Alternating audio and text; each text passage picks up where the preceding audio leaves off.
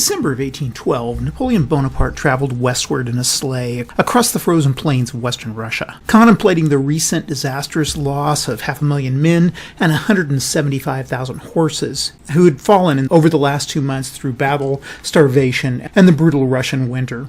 His best troops were now far away in a grim war against the British in Spain, and his grip on Central Europe was faltering. Cracks had begun to appear in Napoleon's Central European holdings, even as Napoleon was retreating. The three states that were most at risk were the German Confederacy of the Rhine, Prussia, and Austria.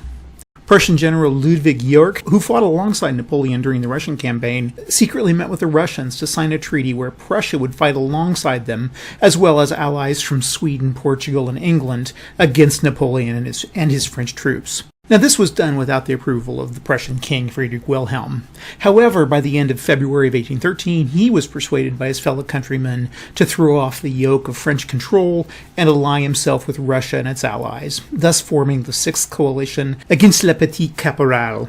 While the Prussians now united against France, the patchwork of the states of the Confederacy of the Rhine had a much more complicated relationship with their Gallic overlords, with many of them afraid of retribution should they attempt to rebel.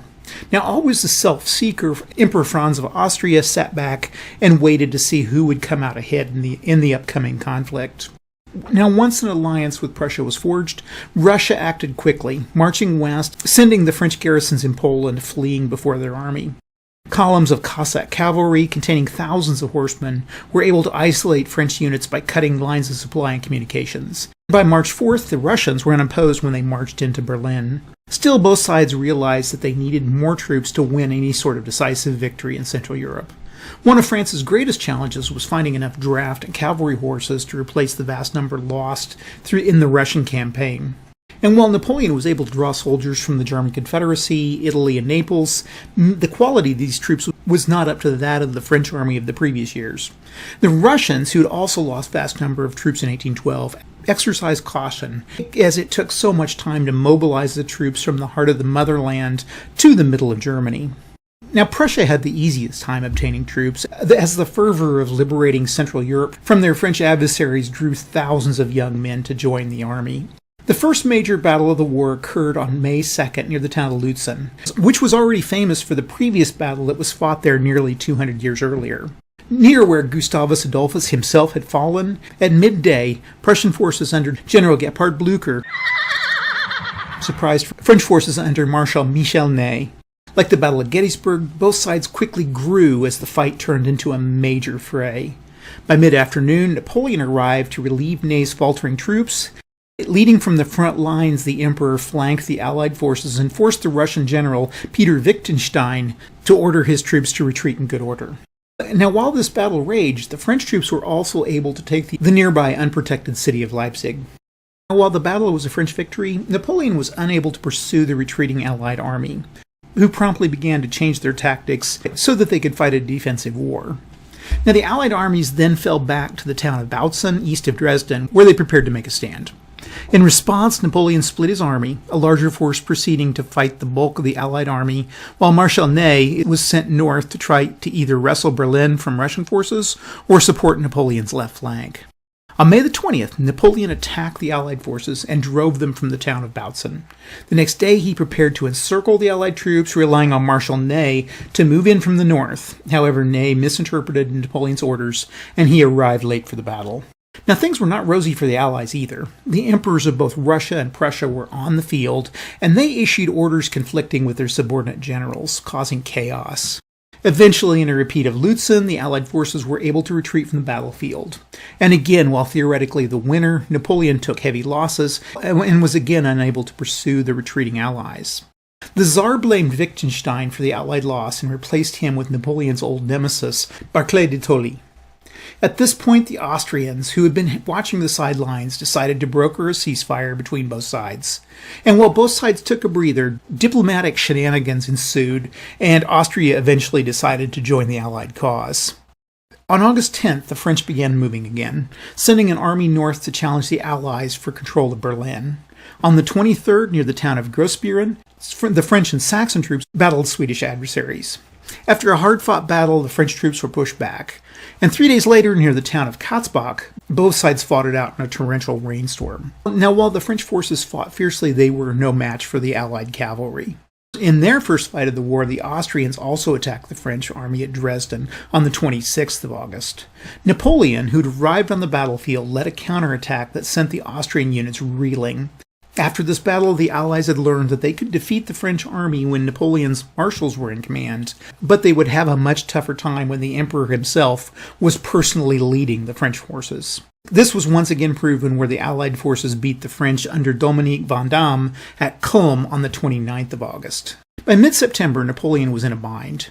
The Allies had a string of victories under their belts, and French casualties were standing at about 100,000, compared to 80,000 Allied casualties. On the diplomatic front, overtures were made by the Prussians to turn the princes of the German Confederacy over to the Allied side, though the German nobles refused to commit until a decisive victory over Napoleon occurred. During early October, Napoleon was pushed back to Saxony, and both sides in the war began to realize the final decisive battle would be fought near the city of Leipzig. On October 16th of 1830, the Battle of Leipzig began, and I'll discuss the specific details of the battle in next week's video.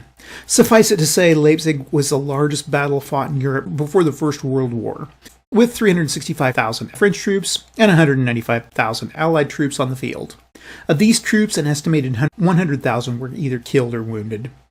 After 3 days of fighting, the battered remains of Napoleon's Grande Armée limped westward, trying to make it to the safety of Frankfurt on Main. Napoleon's retreat was further hampered by the armies of the Confederacy of the Rhine, whose forces abandoned him to join the Allied cause in liberating Germany.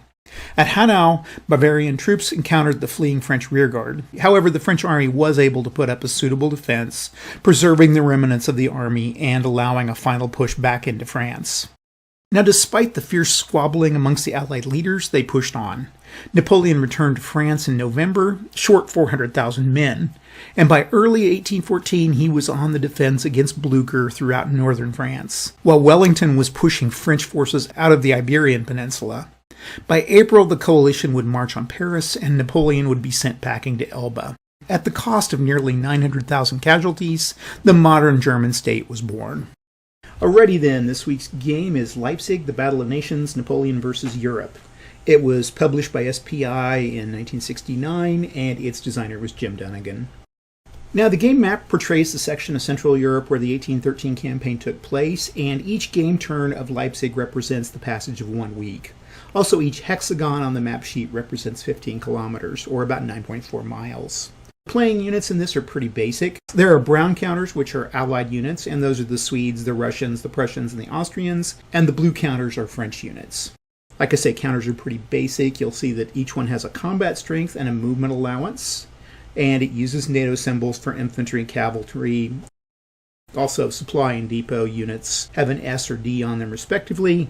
And finally, in this game, unit size does matter. Divisions are represented by 2 X's, corps by 3 X's, and armies by 4 X's. Now, you'll note that some units have combat strength in parentheses, and these indicate that that combat strength is only used in defense when these units are not stacked with other combat units. Sequence of play is pretty basic. Every turn starts with the French player's turn. This involves first a movement phase, followed by a combat phase. And the combat phase is composed of 4 different parts: the attacker supply allocation segment, the retreat before combat segment, a defender supply allocation segment, and the final combat resolution. This is followed by the allied player's turn. And at the end of the turn, I always check for victory point determination, because this can make a difference in reinforcements for the game. Now, a major aspect of the gameplay of Leipzig is the breaking down of units into smaller units, as well as combining smaller units into larger units. Now, smaller units can move faster. However, when they're combined together into larger units, this can result in combat strength points that are greater than the sum of their parts. So units break down and build up in the following fashion for both forces. One 18-2 unit breaks into 3 5-4s and vice versa. One 5-4 breaks into 2 2-5s and vice versa. One 3-7 breaks into 2 1-8s and vice versa. And finally, one depot unit can break into 2 supply units. However, supply units cannot be combined to form a depot unit. Now, it does cost a movement point to restructure units, and this can be done at any point during the movement phase, as long as all of the units have movement points to expend. However, a unit that's expended all of its movement points couldn't restructure at the end of its movement phase. Now, the one movement point cost of restructuring allows units to change to the units of any other size. So, for example, 625 units could skip building into 354s, and they could immediately combine into an 18-2 unit if each respective smaller unit spent one movement point. Now, stacking in this game is a little bit restrictive. First of all, units can never enter or pass through a hex containing an enemy unit. Now, an exception to this would be automatic elimination, which we'll talk about in a little bit. Now, friendly units can pass through other friendly units at a cost of 2 additional movement points, one to enter the friendly hex and one to move on to the next enemy hex. And if a friendly unit's entering the hex of another friendly unit with the intent of combining with the friendly unit that's in that original hex, it pays its movement point cost in the restructuring and not as a penalty for entering the hex. Note that in such an action, the 1 unit hex stacking limit can be exceeded. Now, the inverse of the combining units also happens with units being broke down. They pay the movement point cost for breaking down, however, they're not going to pay that 2 movement points to move into the next hex. Now, supply, depot, and leader units can freely pass through other friendly units without paying any movement point penalty. Now, this rule is also voided for all units moving into, through, or out of friendly occupied fortresses.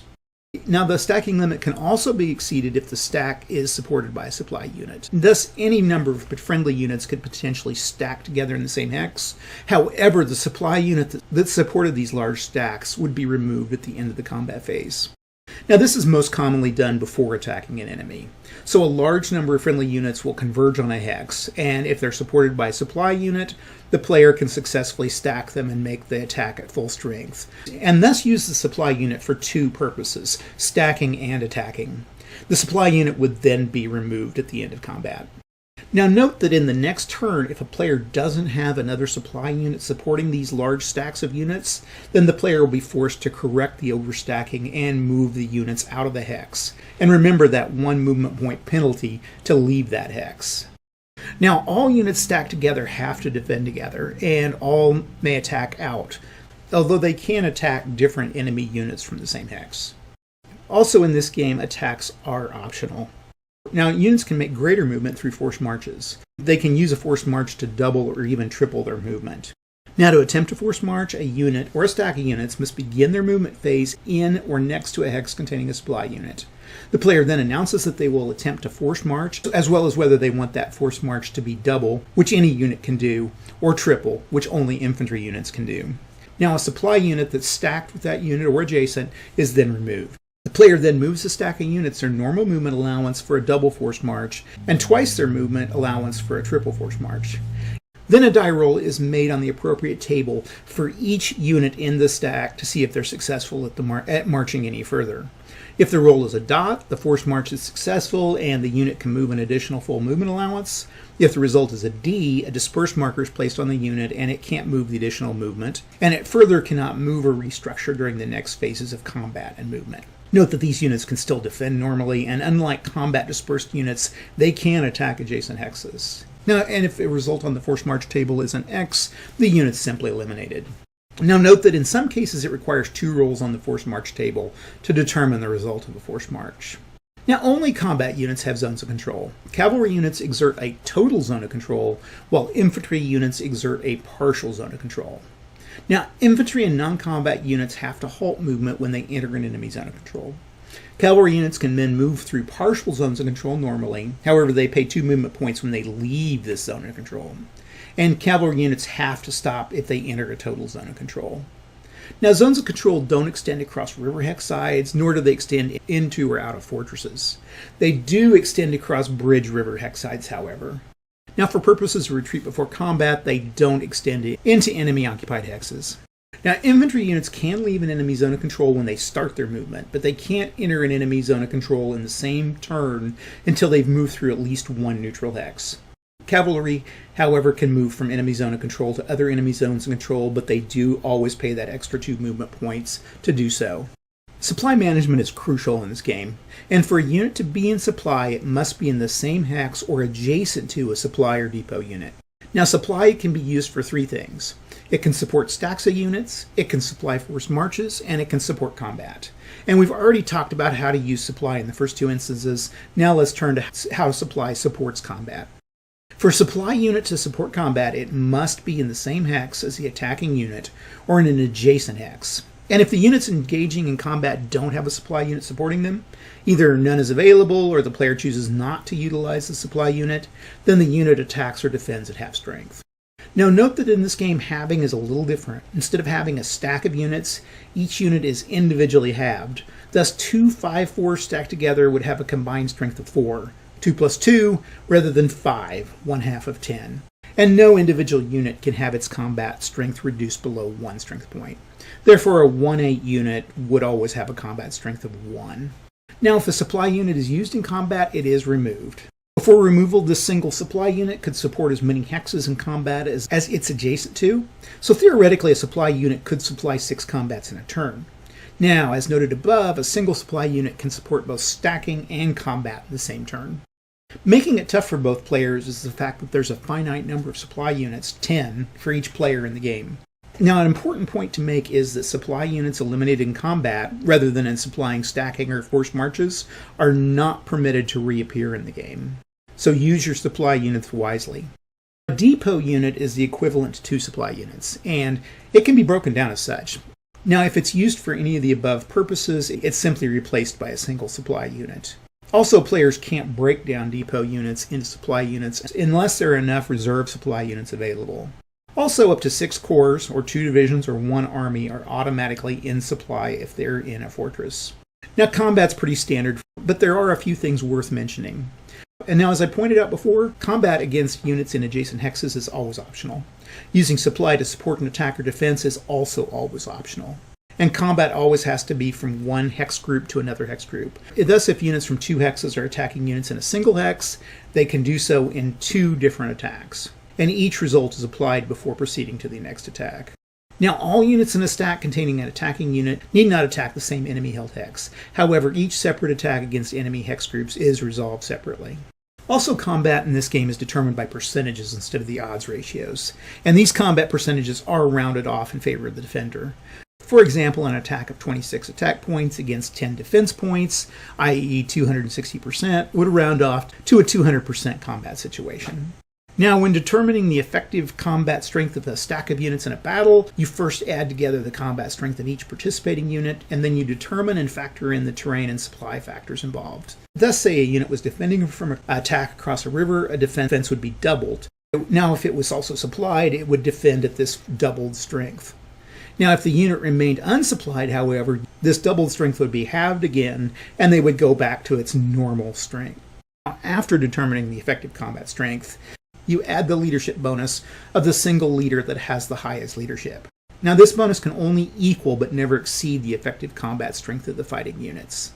Now, the attacker's strength is then divided by the defender's strength, giving a result that's then multiplied by 100, and as I said, rounded down in favor of the defender. A little more complex than the odds ratio, and it helps to have a calculator. Now, note that if a unit is moving and it enters an enemy zone of control in which it has a 500% or greater advantage, that unit automatically eliminates the defender and it can continue normal movement. Now, this procedure doesn't work if it's cavalry units that are defending. In this case, the moving unit would have to end their movement phase and make a regular attack to eliminate the enemy cavalry unit. Now, combat results can result in 3 things. Units can be dispersed, scattered, or eliminated. In the case of dispersal, the units are moved together as a stack, back the number of hexes noted in the CRT, and the dispersed marker is placed on them. The unit's then unable to do anything for the next full turn of movement at attack, including restructuring. However, dispersed units can still defend normally. Now, dispersed leaders can still apply their defensive bonus to units in the same hex.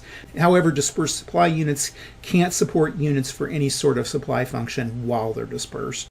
Now, scattering units requires breaking the units down into their smallest formation, that is, armies into corps into divisions, and retreating these units at their full movement allowance. At the end of this movement, all of these units are considered dispersed, and they cannot end their retreat stacked with any other combat unit. Now, any unit that's retreated or scattered follows a number of procedures. First, the units each have to pay a movement point to break down. They then have to move their full remaining movement allowance, and they do this through 3 rules. First, if the unit's retreated through enemy zones of control, it has to go through the minimum number of hexes. And as always, it can't pass through the hex of an enemy unit.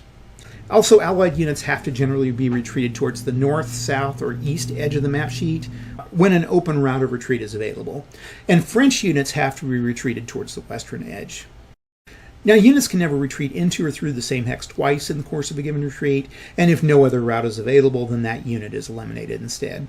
Also, if a unit is forced to stack with other friendly units or only has a route through enemy units, for example, if the unit was completely surrounded, then that unit would also be eliminated.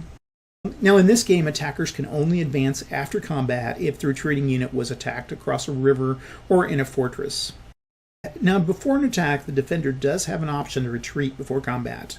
They can then move their full movement points away from the attacking unit, and a unit which retreats before combat is automatically dispersed at the end of the retreat, basically stuck for a turn. Now, there are exceptions to being able to retreat before combat. First, if units are surrounded by enemy zones of control, they can't. Second, if they're not a cavalry and they're attacked at 500% or greater odds, they can't. Now, if the unit retreats before combat and the attacker previously earmarked a supply unit for the attack, the attacker isn't required to expend that supply unit. The attacker also has the option to move into the first hex that the retreating unit vacated. Now, city hexes with heavy lines around them are considered to be fortresses, and fortresses affect combat, zones of control, and supply.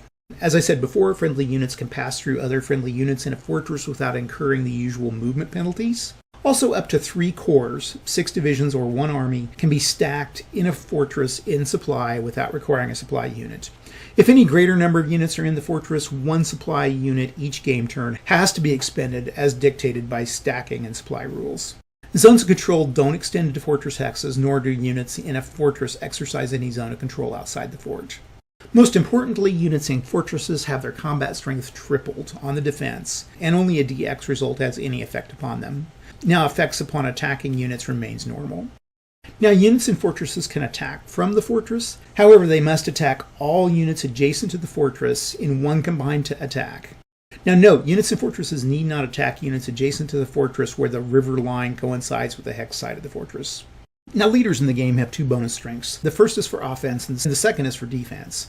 And each of these represents the maximum addition to the unit's strength for attacking or defending.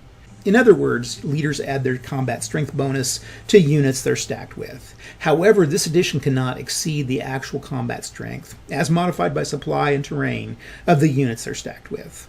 Now, as I've hinted at, the leadership bonus is always added after supply and terrain effects are determined for the combat units for which the leader's stacked.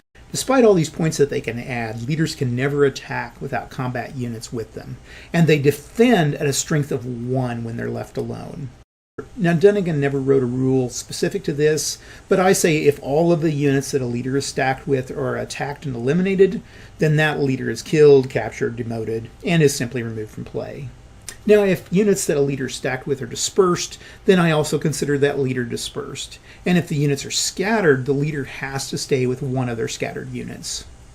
Now, at the end of every turn, you determine the point standing of each side on the victory point table. And this will be used to determine if special game rules need to be brought into play. A couple of specifics on the victory point table. The DIV indicates the destruction of a division or leader for which you get points. And supply units expended or units lost through forced march don't contribute to victory points. Also note that the ESM indicates that the French player receives that number of points for moving 1 complete group of 6 divisions, a leader, and a supply unit off the east side of the map. And these units are eliminated from play, and the supply unit can't be brought back in. There's a few special game rules for the campaign. During turn 1, the stack of French units located in Gotha may execute a triple force march without using the supply or the force march tables. During turns 1 through 3, the Saxon French units in Torgau cannot move, attack, or be attacked. However, starting on turn 4, the French player can control them normally.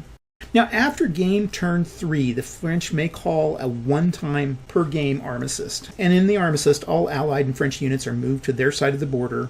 Allies on the northeast side, French in the center southwest of the line, and not in Austria. All units in fortresses up to their 6 division limit can remain in place. Now, the armistice lasts for 11 game turns, and during which this time units can move, but they can't move out of garrisons in enemy territory, they move across the border, or attack. Allied units can move off the eastern edge of the map and enter south into Austria and vice versa.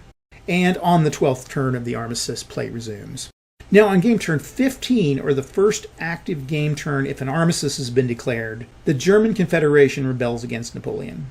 Now, all future reinforcements of the French are canceled, and the French player must remove 2 divisions from anywhere on the map every turn. The French player can avoid the German rebellion if they meet 2 conditions, however. First, if they control both Berlin and Breslau, and second, if they have 3 times the number of victory points as the Allies at the end of a turn.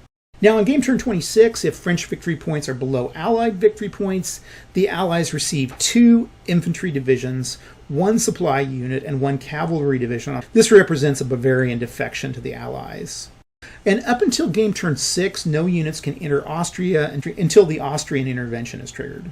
However, after turn 6, if either the French declare an armistice or the Allies have twice the victory points of the French, the Austrians will intervene. You place 14 infantry divisions, 2 cavalry divisions, and 1 supply unit, and leaders 1 and 6 in Prague, and these units can now fight on the side of the Allies.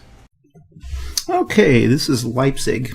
Now, this was the second game that SPI came out with, so this is real early Dunnigan work, and it definitely shows there's quite a few holes in the rules about how to handle things, so occasionally you'll probably see me doing something that isn't quite by the rules, but I've just kind of had to fill those holes as I played this. I've been through it 5 times now, and once with the campaign game.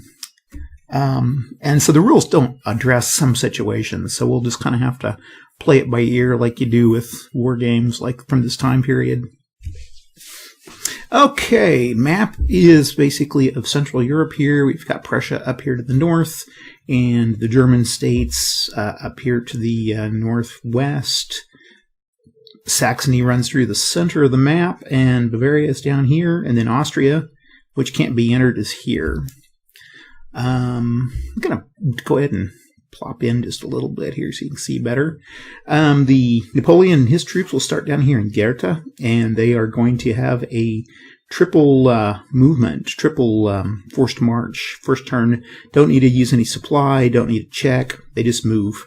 So basically it allows the French player to distribute their units as they want. Let's see, a couple things here. I've already coalesced some of these units together, so basically moving off this hex is going to cost them 2 movement points. I've done that same thing here, and there's a few garrisons over here. They won't really come into play too much. They basically will just be sitting there for most of the game unless the Prussians do something stupid. Also, these Barclay and his Prussian units over here, I always forget about these guys, and and they have not been coalesced together. There's also down here at Breslau, there's a couple of supply units. Now, I have noticed that there's 10 supplies available for each side during the game, which is pretty restrictive. That really restricts your usage of supplies quite a bit. And if you use them in combat, you can't reuse them. So you have to use supply very wisely. Really, only you're going to use it in really these deciding battles. Would be the only time I'd really want to use a supply unit. Now, if you do use supply for forced marches or for stacking, they'll come back in the game. And I'll try to place them back up here on the turn record chart. If you look at the turn record chart, there's supply units that come in every turn here.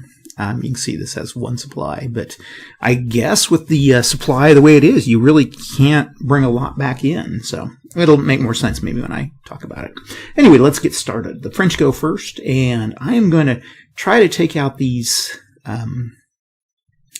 units out here that are kind of by themselves. And so I'm going to force march myself up here, and this is going to be 3 to get into that hex. 4, 5, 6, 7, 8, 9, 10, 11. And we're going to use it for him and him. And I think I'll have Ney go with them. And then I'll throw a supply in so they can stack freely. Okay, so that's those guys. Now Napoleon's going to make the trip here. And I guess supply units can force march. They haven't been... So he's going to be able to go 12. 1, 2, 3, 4, 5, 6, 7, 8, 9, 10, 11, 12, which is where I want to get. And so I'm going to stack 3 here. I'll stack Napoleon with him. Now, I think Blücher, that's a big stack. He's going to have to throw some guys out, but there's also, I guess, the reconnaissance. You can't look at those. That's another thing about this. Okay, and then finally, I'm going to take a third group and move down here. 1, 2, 3, 4, 5, 6, 7, 8, 9, 10, 11, 12. That's going to be as far as they go. Saint-Cyr will go with him. And I don't have a lot of here, this guy, and this guy, and I'll stack him here. And Marmont will move with Napoleon.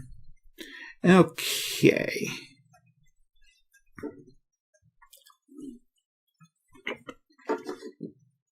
You know what? I don't think I will do that. I think I will move these guys here. We'll move this whole big stack here. These guys can't move for 3 turns. He can't move. Macdonald. So there's 1, 2, 3. 1, 2, 3, 4, 5, 6, 7, 8. And we'll do the same thing here and here.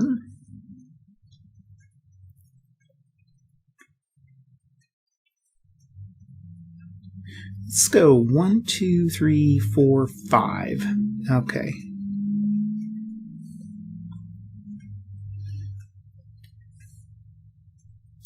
And again, I'll keep these guys stacked together. I think everybody over here can't do anything with him or him, so that's about all. Now, I'm going to go ahead and attack because reason being is I can use that supply to stay the stack and stay together. I wish I had a little more. If that's 1, 2, 3, 4, 5. If I had a little more, I could have combined these, but not going to work. So let's start attack here. So we got 1 and that's going to be 5, 10, 15, 16. And they're going to fight at full strength, so that's 16. And Macdonald is here, so that's 21. Here I've got 1, 3, 5, 7, and I'll go ahead and burn that. So 7.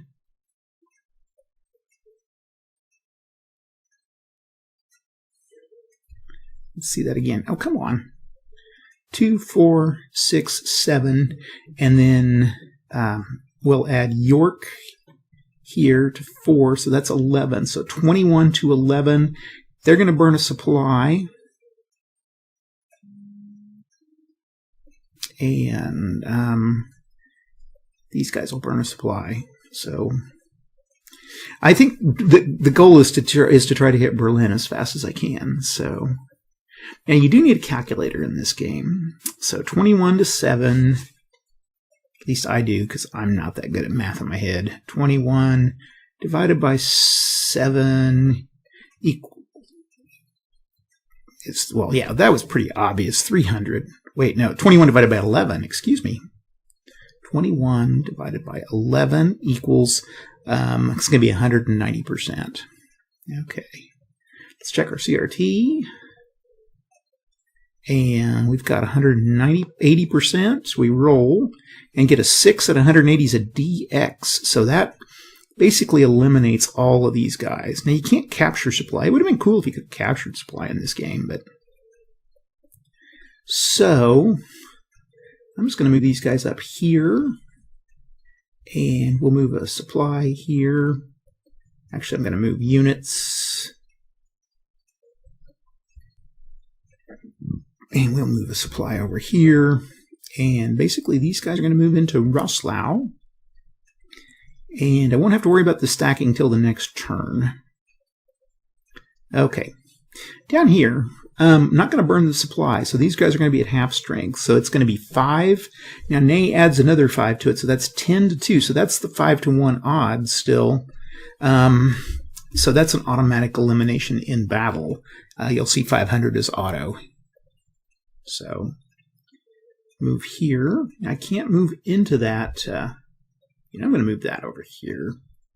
Reason being is I'm going to have a lot of stacks over here. Okay, and then Napoleon, going to burn a supply. And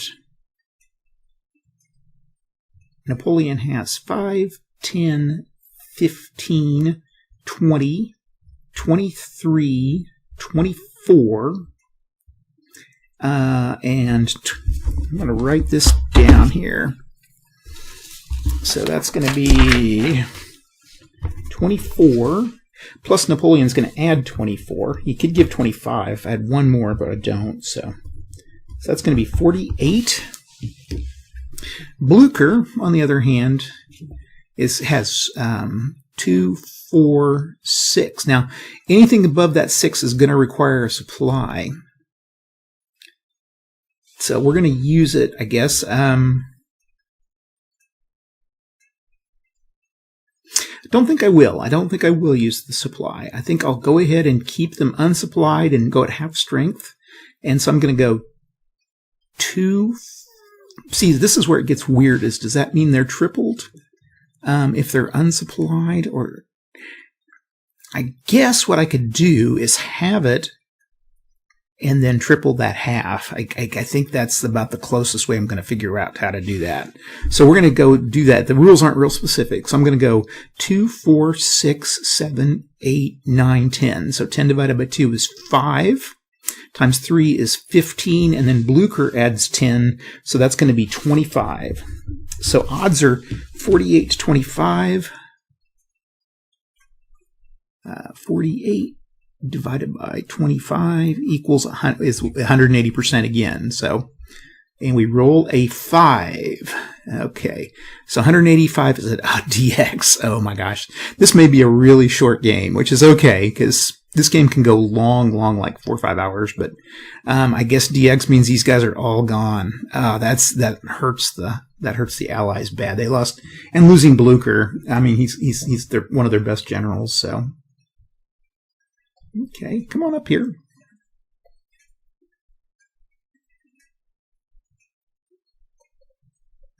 So we'll stack all the units carefully. Should have used the supply. But I thought maybe what I was hoping was for the Allies was they would be able to get a some sort of dispersal, which was the odds were good. I guess they had a 2/3 odds that they would have gotten. Let's see what the table is here. At 180, they would have had a half exchange. So yeah, they would have had a half odds of getting a dispersal. Otherwise, it would have been at 1-to-1, and they would have been dispersed. But maybe not the best idea. Okay, so they can move in. Napoleon moves his troops in. And that is it for them. Okay. And that's going to be it for the French. So we go to the Allied turn. Now they do get a supply back, but these were burned in combat. Let's see, we've burned 1 in combat. So we get. I'm just going to delete these guys. I wonder if I could. Yeah.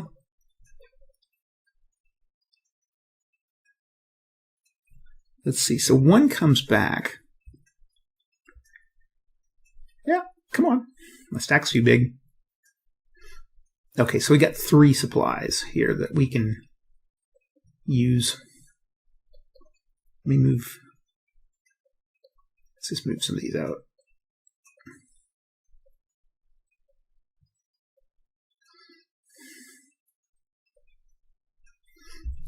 Two and 3 supplies that I've actually used. So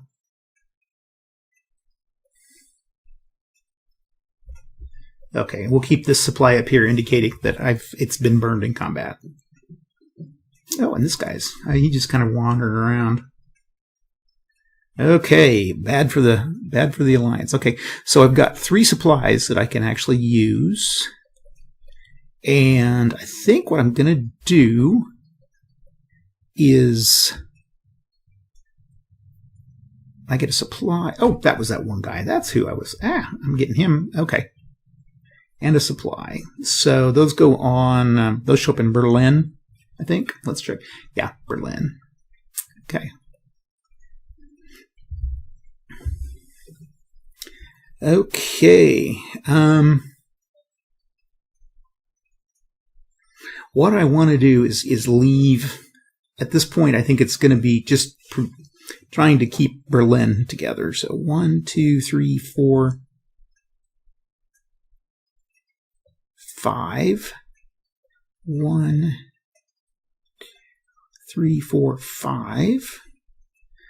Oh, 6, 7, 8. And then we're going to pull back 1, 2, 3, 4, 5, 6. Let's see, 1, 2, 3, 4. I think I'm out of range there, so. Okay, over here. Berlin's going to get, I think, Breslau. I want to keep Breslau. Let's go 1, 2, 3, 4, 5, 6, 7, 8. And him here, and him here. 1, 2, 3, 4, 5. 2, 3, 4. I think those guys can stack. Yeah, the stacking's kind of weird in this. I would assume 2 supply units could stack. I'm going to get rid of this. And we're going to replace that with 2 supply. Yeah, nah, these guys aren't going to be able to much. That's going to use my supplies up, so. Okay. That's about all I can do.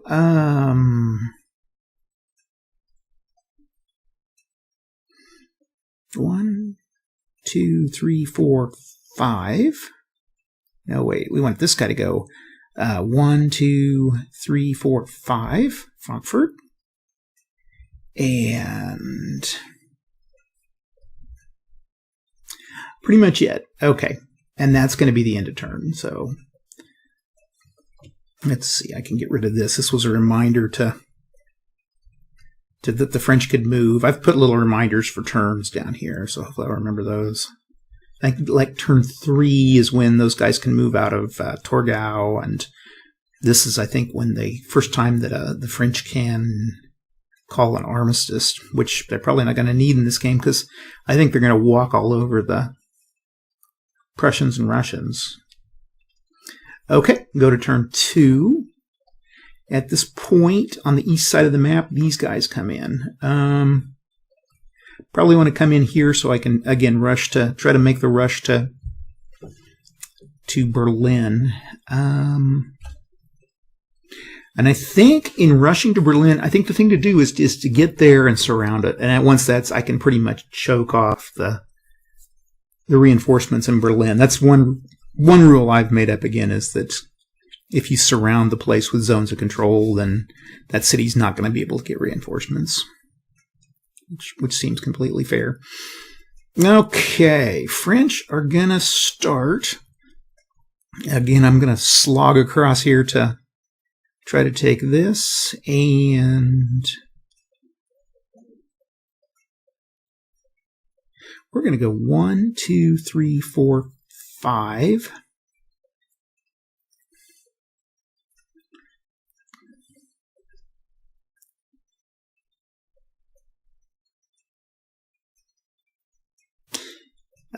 We'll put Napoleon here at the vanguard, and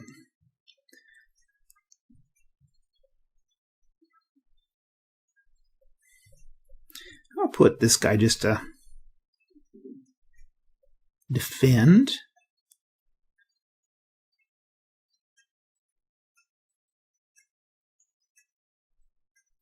One, 2, 3, 4, 5, 6. Okay, this guy can't move. This guy can move from Wittenberg.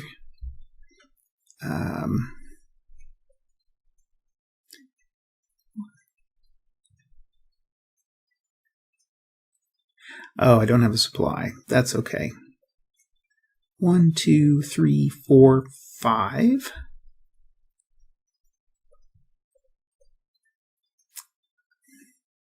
Six, 7, 8.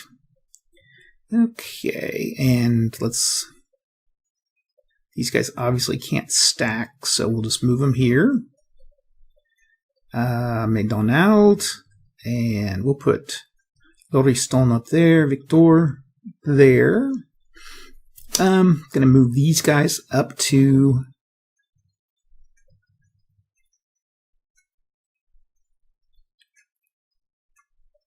and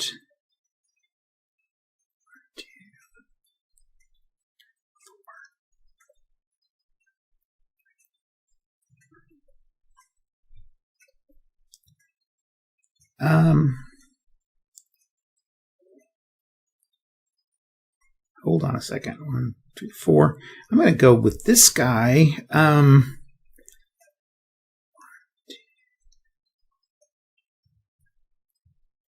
going to move these guys together. They'll all stay together because I want to keep those supply units. I don't want to. This guy could come down and at least hit that supply. 1, 2, 3, 1, 2, 3, 4, 5, 6, 7, 8, and 8 and 8, and then we're going to put these two together. So I'm going to increase this. I'm going to delete this guy. So that's 2. There's 3, 4, 5. And then 1, 2, 3, 4, or 1, 2, 3, 4, 5. Okay.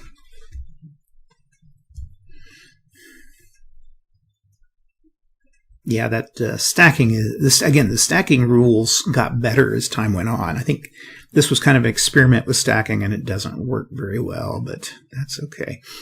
Okay, French have moved here. French can't move here. They've moved here, and they can stack. This guy here, this guy here. Everybody's good. So I think we're good for the French turn. So now we go to the German turn, and they get another supply, and those go here in Berlin. Okay. We're going to go here.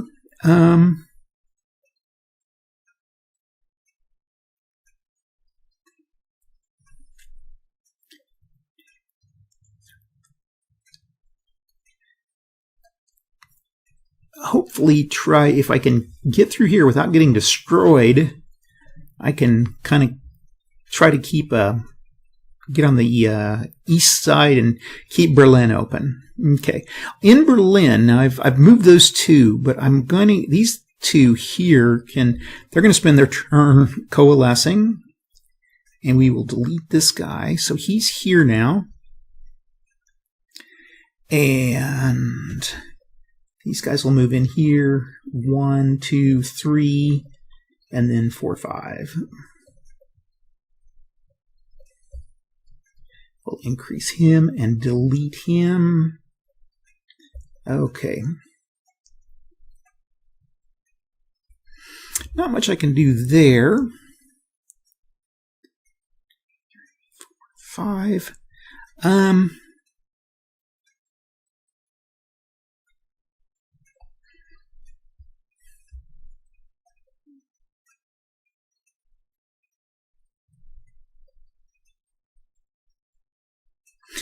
And 1, 2, 3, 4. And then this guy will come up here and coalesce. So we're going to increase and delete. This, I just think this guy could cause no end of trouble. So we're going to, hopefully we can get him out of there. He's bugging me. These guys need to come down and get a defense at Breslau fairly quickly. Again, this guy could create some trouble for me. But okay, I think everybody's done everything here. This guy could attack. It would be 5 to 6. It's not quite good, so we're going to get more guys. Okay, that's it for the turn. So we go to the next turn. And this is the one where the guys in Torgau can move. So these guys will come in on the, again, they come in on the west edge of the map.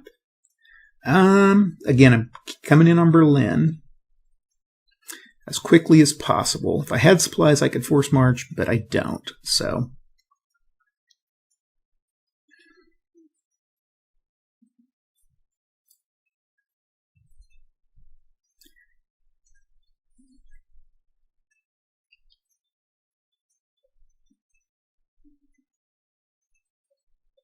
I've got to remember those supplies is gone. I don't think you can mark moved. Nothing there I can do. I reset? No, nothing. Okay. Okay, let's see what we can do to Berlin. We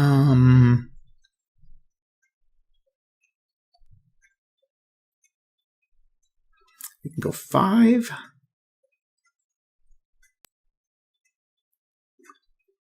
And there's 5.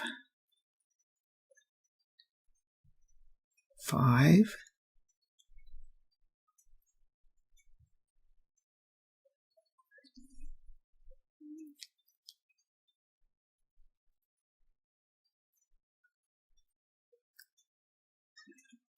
Okay.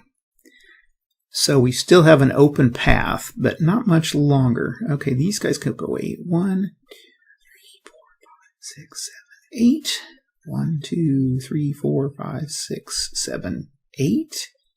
And 1, 2, 3, 4, 5, 6, 7, 8.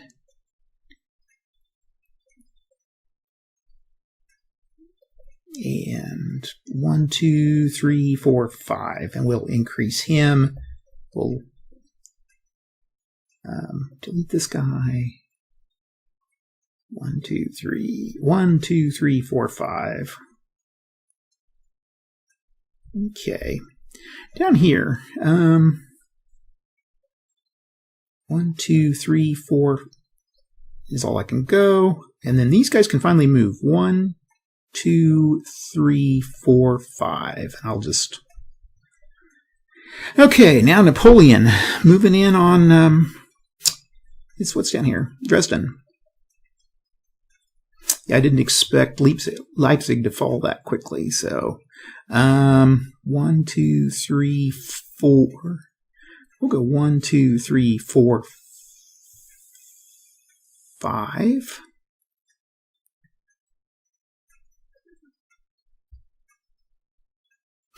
Actually, I could go here. And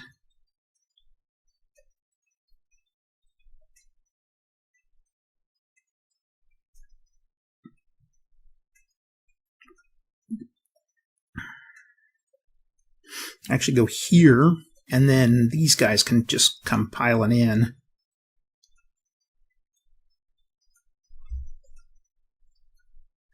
Go back here. Sorry, this is a little confusing. Okay, let's do this over. Napoleon's going to move into this hex here. 4. Which gives him... Now, he has a movement point left. Now then, do I have another 5? I do. Okay, 1, 2, 3, 4, and then 1, 2, 3, 4, 5. Okay. Now, there's still a movement point for all 3 of these, so they can coalesce into an 18-2. And we can delete that here. We put that here. This guy can stack. And 4. And these guys can move to here. 1, 2, 3, 4, 5. Okay, he can and he can guard. Okay, now, since they're adjacent to the Napoleon stack, they can that supply unit can be used in battle. Okay. Do I have any more that can move? Those guys have moved. Those guys have all moved. That guy doesn't really have much he can do. Well, you know what? Yeah. He has a greater chance of just being a impediment. Okay, an embarrassment. Okay, so let's go ahead. We can fight this battle. So this is a supply unit lost, and then we have 18, 19, 20, 21, 22. Napoleon adds, would match that. So that's 22. So we have a total of 44. Okay, in the fortress, I have, I'm going to have to use the supply. I think we learned our lesson here. So we're going to use the supply so we can fight at full strength. So that's going to be 5, 6, 7. And then we do have Miloradovich for 1. Oh my, he's not much help. So 8. And then, oh wait, 7 times 3 is 21. 7 times 3 is 21 because they're in the fortification. So 21 and 1 is 22. So 40. Oh, it's 2 to 1 odds. Okay. This is going to be gone for good. And then let's take out the supply here.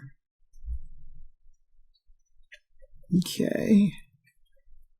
I keep seeing that huge stack of Austrian units. They can't come in for quite some time. So, okay, so they've used up their supply. And we have 2 to 1. Let's pull this up and we roll and we get a 3.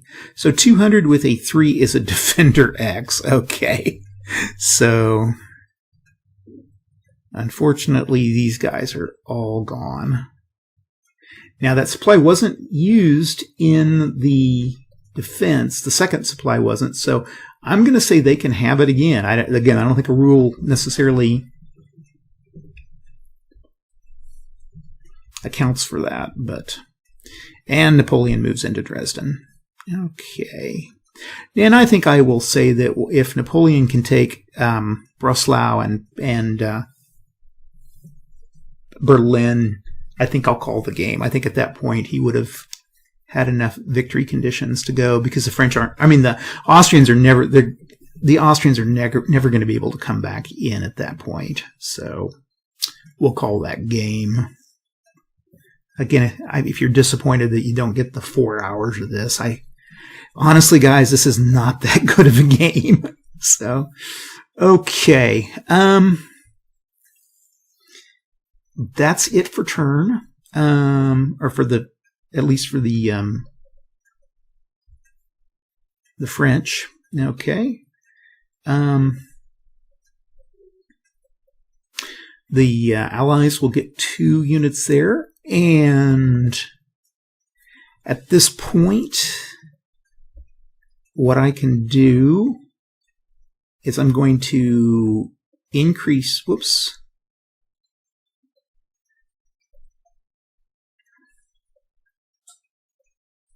Let me try it again here. That was a 5. So these 2 and this 2 here can increase to a 5.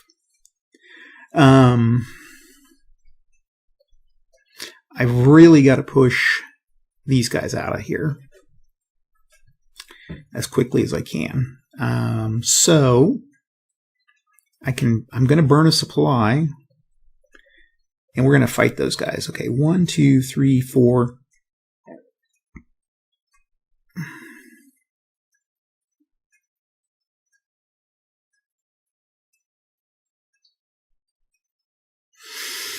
I gotta wait for this supply to come up. I'm gonna go ahead and go 1, 2, 3, 4, 5, 6, 7. Wait. 1, 2, 3, 4, 5, 6, 7, 8. 1, 2, 3, 4, 5, 6, 7, 8. They can't combine. So we'll pull up here.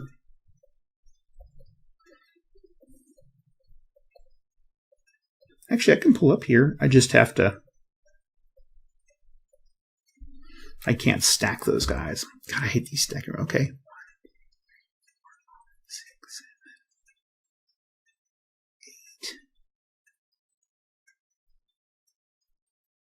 7, 8. Okay.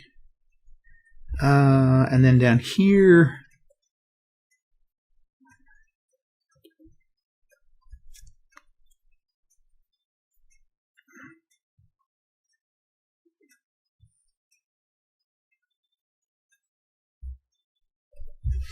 Okay. Let's see what happens. First of all, let's attack here. And these guys are going to be at a 2, because they're unsupplied, to 2 to 2. It's a 1 to 1 odds here, because these guys have a 1. They can never have that anymore. And then they get 1 for defense for having Lauriston. And we get a 1 at 100 is an attacker is scattered. Okay, so the attacker goes, first of all, we're going to decrease him and clone him. And so that's going to be 1, 2, 3, 4, 5. 1, 2, 3, 4, 5. And then I'm going to put a dispersed marker on him and a dispersed marker on him. Don't think I'll attack there. I think we learned our lesson. Now then here I'm going to attack. I have to attack out of Berlin, and I have to attack both of those guys. So I guess you total those. So we will total those up as 5 and 5. Now these guys are unsupplied, so this is 2, and this will be 4. So 6. And we are attacking in supply at 5, 10, and then Bulow will add 7, so 17 to 6. And we burn a supply. Okay, 17 to 6, and let's get my calculator. 17 divided by 6. I think it's 180. No, 280. Okay. Okay, so that's going to come out to be 200. And we roll a 6. Ooh, another DX. Okay. So that's a pretty bloody battle there with the French taking these guys. Still, it's not a lot of French losses. But we were able to keep Berlin open. Okay. That's the end of that turn. We go to the next game turn, and the French are going to get their usual guys coming in here.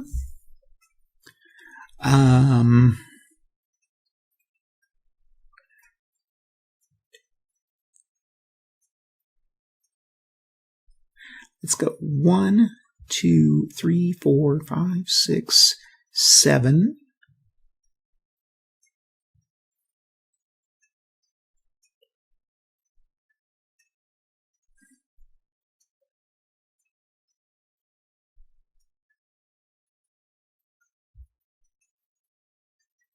Okay, 1, 2,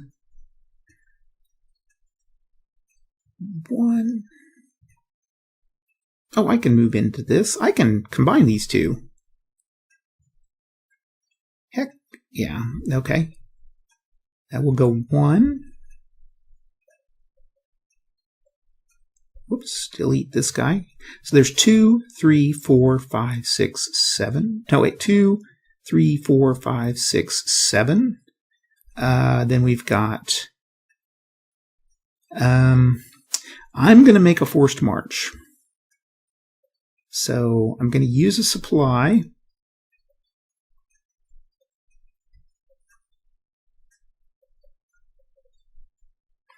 And we are going to try to make a forced march up to here. So we will start with, we can move 5. 1, I'll just move nay. 1, 2, 3, 4, 5. And then I go to my forced march table.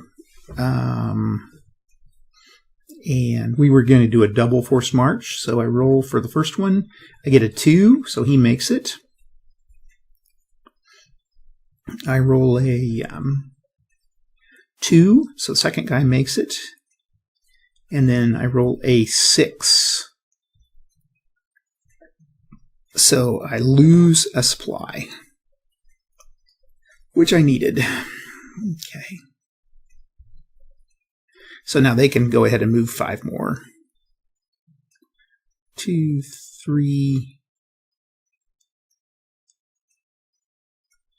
1, 2, 3, 4. And we will combine. No, I can't.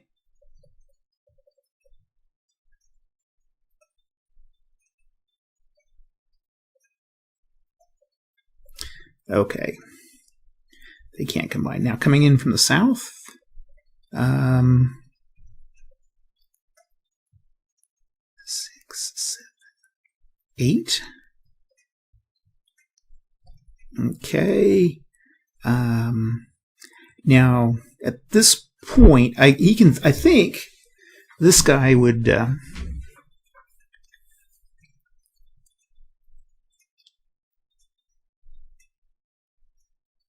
He would keep the supply open, so I'm going to have to attack there. Okay, let's bring these guys in. 1, 2, 3, 4, 5. 1, 2, 3, 4, 5. 1, 2, 3, 4, 5.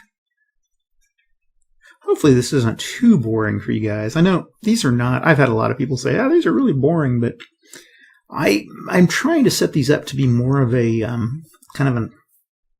just kind of a database, something you can go to either A, learn about the battle, and B, consult if you actually sit down and play this to kind of figure out how it's being played through. So if it's used as a learning tool, I guess is what I'm saying. 1, 2, 3, 4, 5, and then 1, 2, 3, 4, 5. I don't think this is probably the most entertaining thing that you could go with, but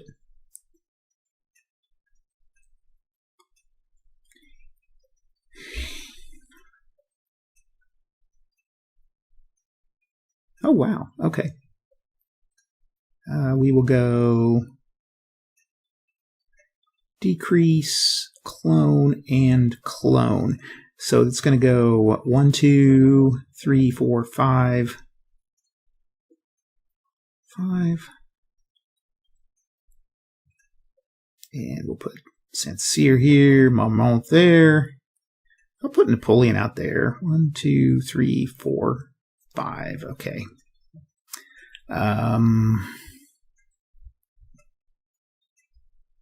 And that's going to be it. Now this guy, he would attack at 1 to 1. Could possibly push these guys back, which might not be a bad idea. So, because this guy's out of supply, so 2 to 2, 1 to 1 odds. Let's go with that, and a 5. It's a DD1, so its defender is dispersed and goes 1 back. So back here and dispersed, and then here 1 to 1 with a 2. The defender is scattered. The attacker is dispersed. Okay, so this guy's dispersed and has no. And then this guy has to go 1, 2, 3, 4, 5, 6, 7, 8.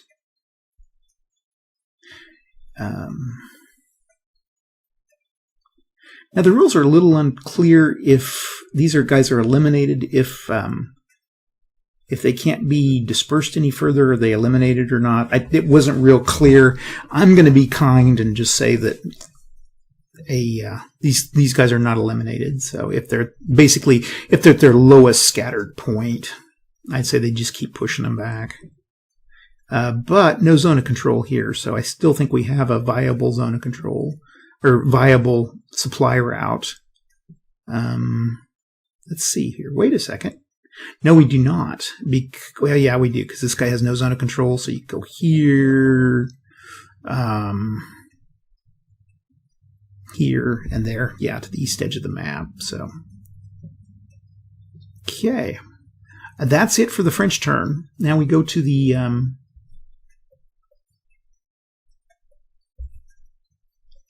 we're going to go to Berlin, and these guys, these dispersed units can't do very much. But after the move, I'll take those guys off. And then 1, 2, 3, 4. I forgot to move those guys last turn. Come down here. We'll pop in here. We'll pop in here. And that'll be enough to increase that to 5. And delete that guy. And then 1, 2, 3, 4, 5. Okay. My guys in Berlin.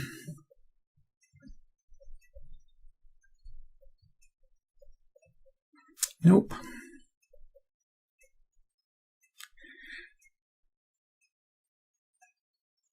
And there's not quite enough to, they can still stay in there. Now, the thing they're going to run into is, I think next turn is, they're going to be filling the city up. So they're going to be using supplies for attacking. But at this point, they're just going to have to stay put. Not much else I can do. I can take off these dispersed. And delete, delete, delete. Now, next week, I'm going to be doing the actual Battle of Leipzig. And it's one of those Napoleon at Waterloo-based game systems. It's quite a bit of fun. It's a little more fun, although it can end real suddenly. Every time I play it, I get a little bit too overzealous with the allies and end up losing the game. They take basically so many casualties and they're done with. Do I want to pop out? I guess I could have popped out an attack, which I'll do. I'm going to go ahead and I'll move those guys in. I should move those guys first. So we'll attack here and we'll attack here. And so this is going to be 2-to-1 with a 3. 200% with a 3 is a DX. Okay. And we will move this supply up here. Okay. Down here, 1-to-1 because this guy's halved. It's got that funky halving. 3. The attacker is dispersed and the defender is scattered. So 5, and he is dispersed. So we'll put a dispersal marker here and a dispersal marker here. Whoop. That guy is not dispersed.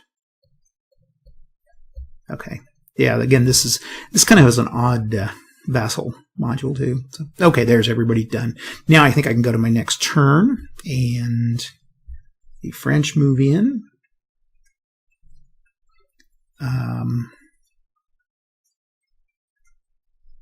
And at this point, I think, do I have some supplies? I do not. You can't just pull supply out of thin air. What I'm going to do is I'm going to attack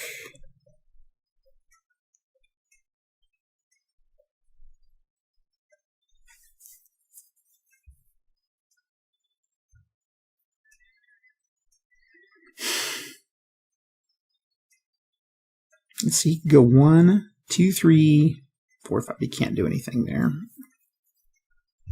He could move in here. I think we're going to have to attack here. Move this guy here. We'll move this guy.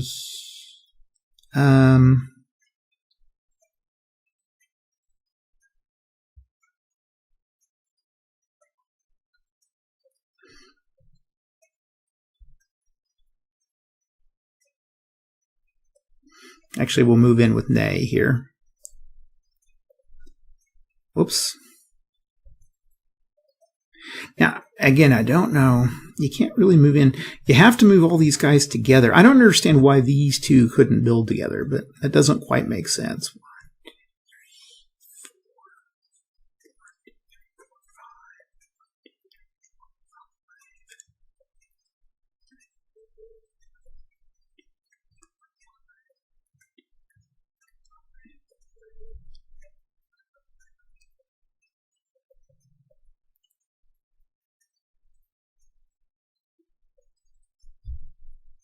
Okay, down south.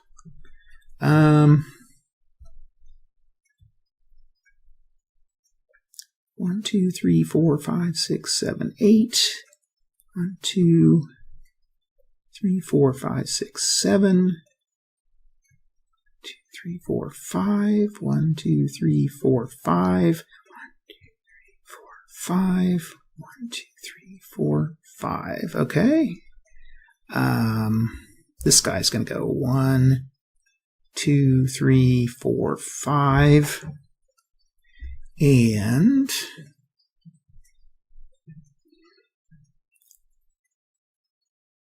there. I'm going to come out of Custrin and try to pull this guy out. Okay.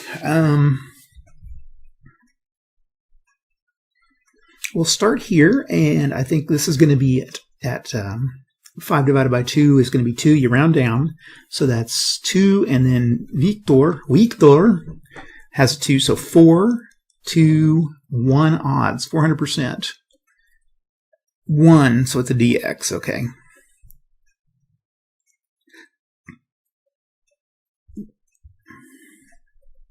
And actually, this guy could have moved. He could actually do.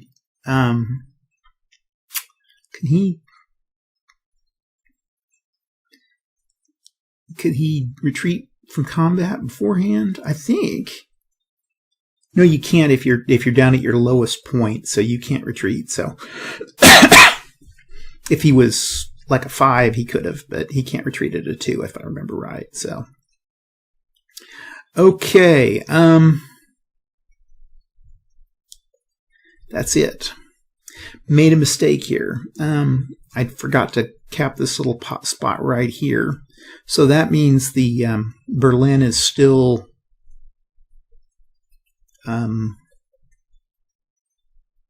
defensible, or that we can still supply Berlin. Man, I wish they would have had a rule for that. So now there's no more supply units left, so we have to go in here. And I'm going to bring my units together here. Increase and delete. And then these 3 are going to come together. So they're going to coalesce into an 18. Delete. Delete. And that's about all I can do here. I forgot to make an attack here. Increase and delete here, and then Barclay is going to go up here. He can't move this turn, and this guy should have pulled off his dispense. He's done. Okay, at the end of the last movement. Okay, 1, 2, 3, 4, and I can't stack there either. This guy's also. No, he's stuck for the turn, so. I can still do a 1-to-1 attack. So we're going to do that. We're going to attack here, and we're going to attack here. And I'm going to stay put there. So 1-to-1 with a 2. Is the attacker is dispersed, the defender is scattered. So 1, 2, 3, 4, 5, 6, 7, 8. And this guy's also undispersed.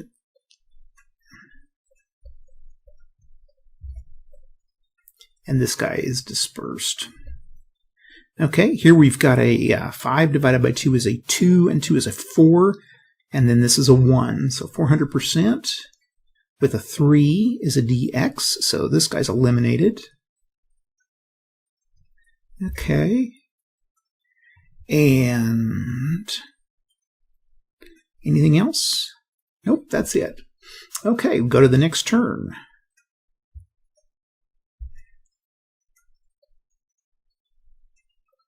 And a supply. Do I have any supplies left? I think I do.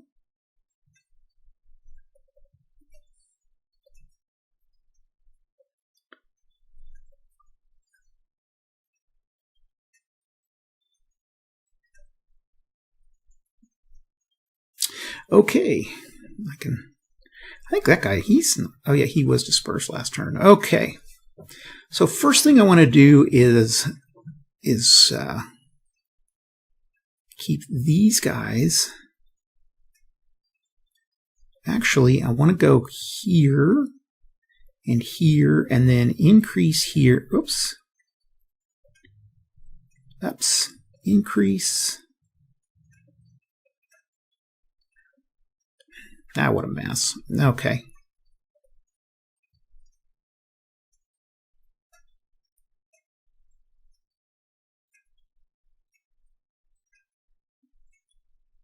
I'm going to shift these guys around. Going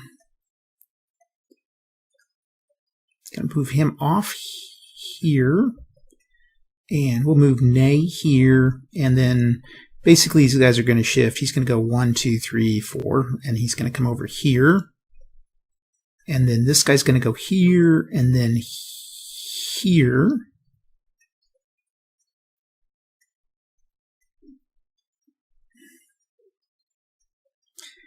And then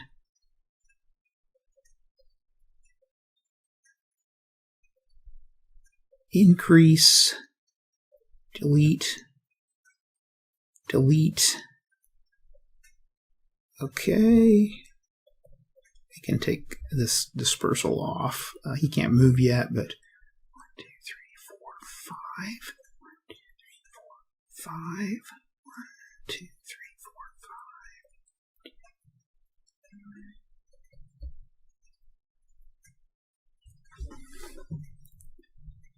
And then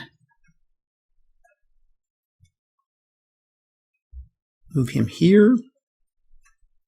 Okay, now I've got Berlin is cut off finally. Okay, down here.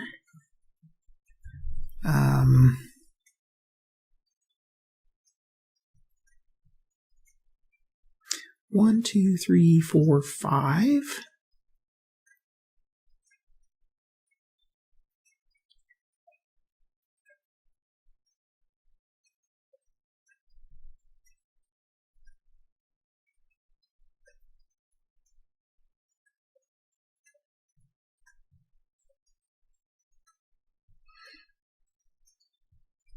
Okay,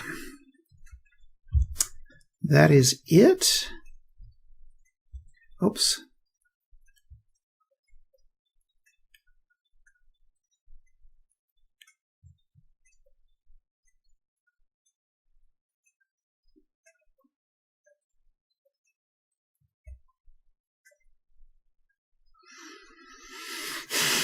Okay, that's, I think everybody's moved that can move.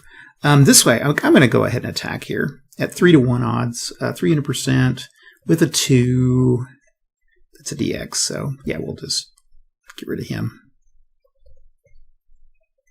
Delete, and there. Okay. And that's going to be end of turn. And this was on turn 6. Now,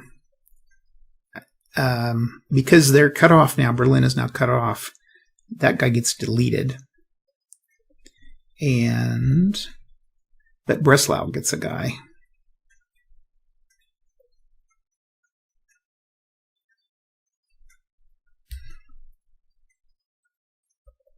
Okay. And I think what we will do, we're going to split this. We're going to decrease it to 1 supply. And then the other supply will march out here. And then this guy will march here, and they will increase. And we will delete that. And then this other supply got deleted. And we will attack there. I'm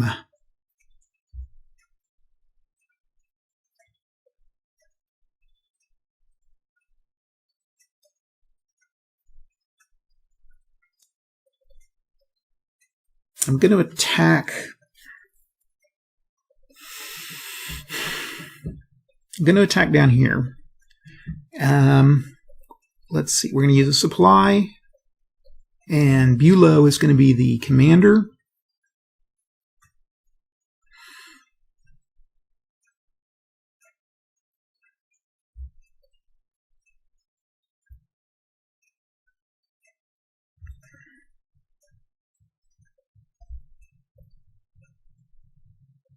Going to move those guys together. And this is going to be one of those last-ditch things. Barclay is popping back to the supplies. Okay, so attack here. And an attack here. And I'm just hoping that this will be enough. Oh, yeah. This is going to be 5 to 2. Because this 1 for Oudinot, and then 1 for that cav. Maybe we can eliminate Oudinot.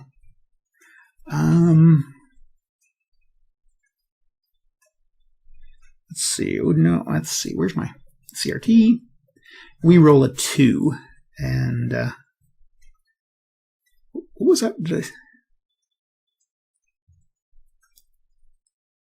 5 to 2. That's going to be a 200. Okay. To the, let's see, 5, right? Was that 5? Yeah. To 2. So yeah, that's going to be a 1/2 X. So these guys are eliminated, and then these guys are decreased. So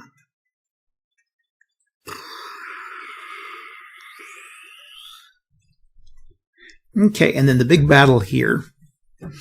18 plus 7 is 25 to 13. 25 to 13. So 25 divided by 13 equals 190%. And we're going to go back to 180. And we roll a 2. Defender is scattered. Okay, so this gets kind of tricky here. So we're going to decrease this to, and then to 2s. And then we're going to make 6 of them. 1, 2, that's 3. And then we'll just double that. Okay, now everybody scatters out. 1, 2, 3, 4, 5.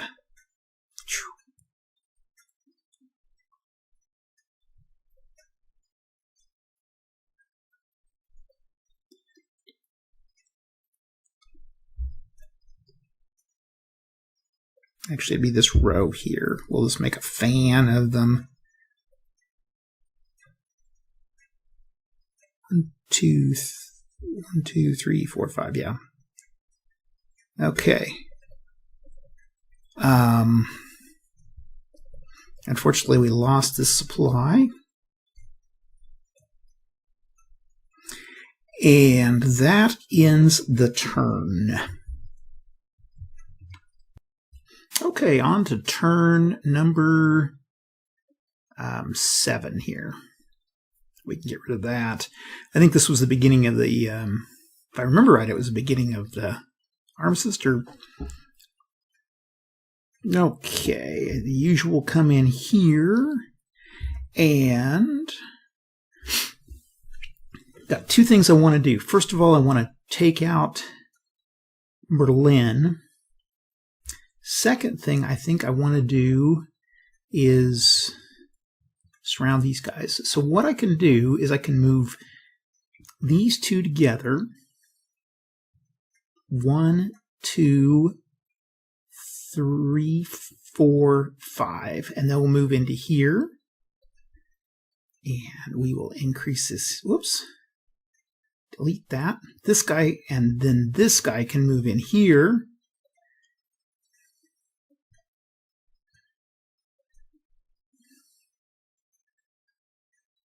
And then they can attack here. And there's only going to be 2 points here, so actually it'd be 6. It'd be 3 to 1 odds. Here,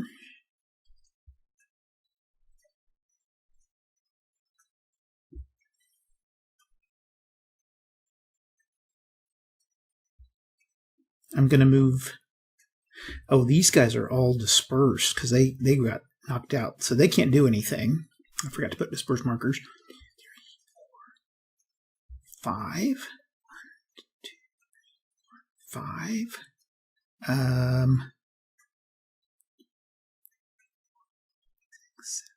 8. 1, 2, 3, 4, 5. 1, 2, 3, 4, 5. 5. And then 1, 2, 3, 4. 1, 2, 3, 4, 5. Okay, we have one attack here.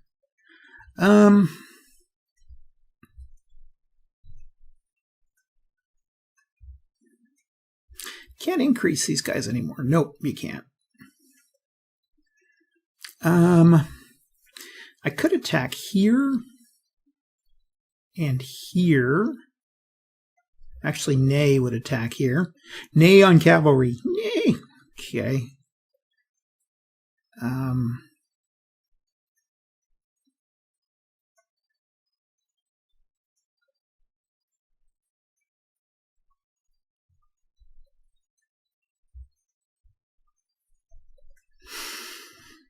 Okay, so we're going to attack here. We're going to attack here. Down here. 5.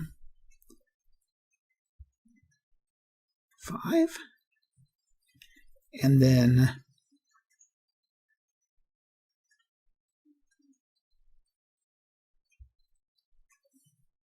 Napoleon will attack here. 1, 2, 3, 4, 5.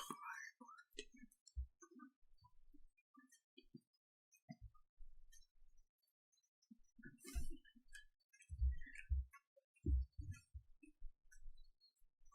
Okay. Okay, let's do it. Our first attack here is at 18 to 6, or 300%. And we roll a 3 at 300, so that's... These guys are deleted, and he moves into Berlin. Over here we have a 3 divided by 2 is going to be a 1. Actually, I won't make that attack. Yeah, we'll just hold him. I guess we'll just hold him in place. Okay, and that's it. We go to the next turn record. Now Berlin's taken, so this guy's just gone. And then this guy would go to Breslau. Is that Breslau? Yeah, Breslau.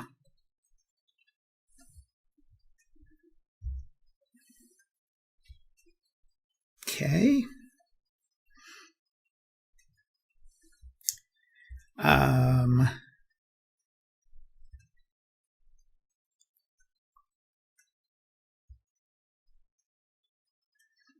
We'll move here. That's 4.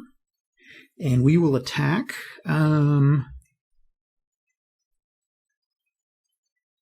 This guy can move into the stack and he can attack.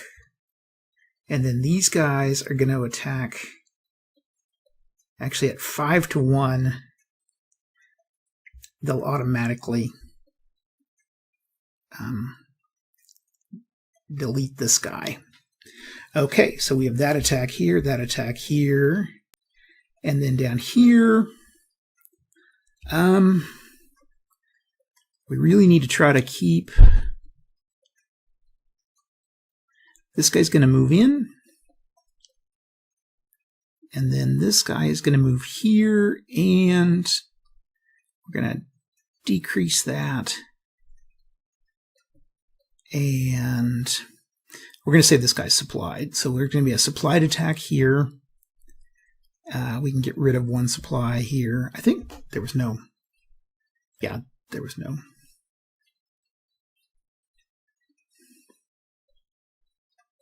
Okay, there's 1 supply there. That's a supplied attack. Let's go ahead and make that a 5 to 1. So that's automatically an elimination. And then up here, we have a 5, 6, 7, 8. 8 and 6 is 14. Eliminate the supply. 14 to 2, 7 to 1. So this guy's eliminated.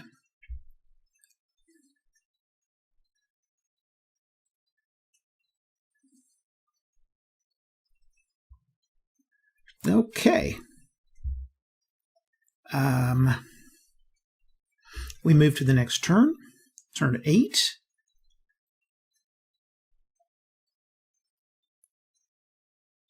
Okay, now the important thing to do here is going to be surround Breslau. And Napoleon's going to move here.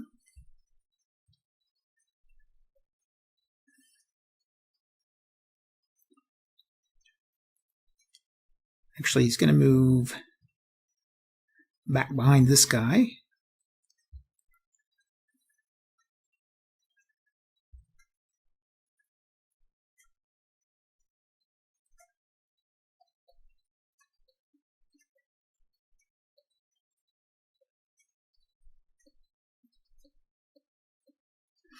Okay.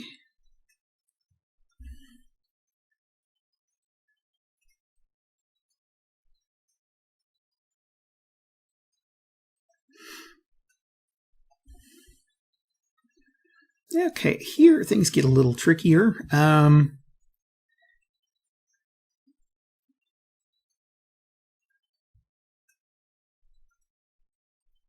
One, 2, 3, 4, 5, 6, and increase.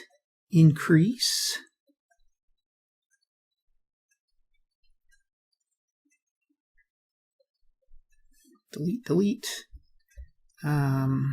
Those will delete, and Victor will sit there. We'll have him on the wings. We'll move out here, in here.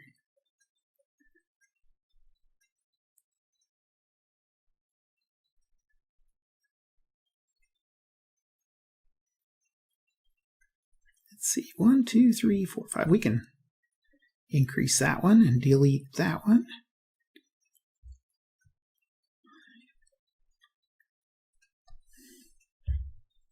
And 1, 2, 3, 4. 1, 2, 3, 4, 5.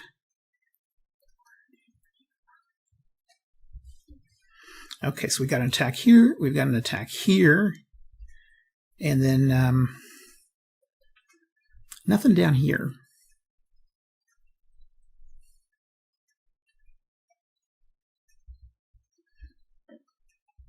Okay. So Victor is going to attack Bülow at 9, 11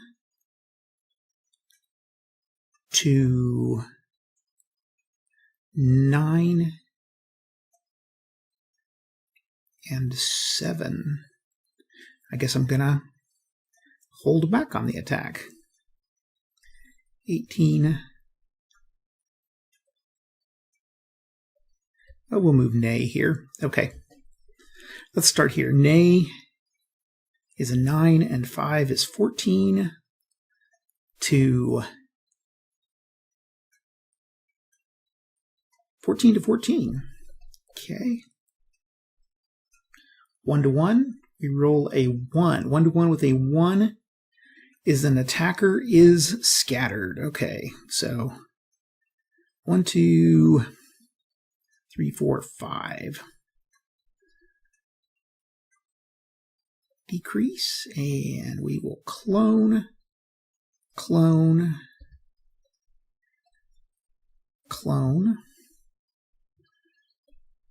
Whoops.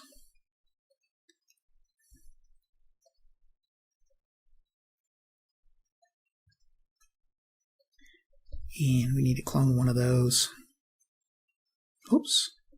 Clone 2 of them. Okay.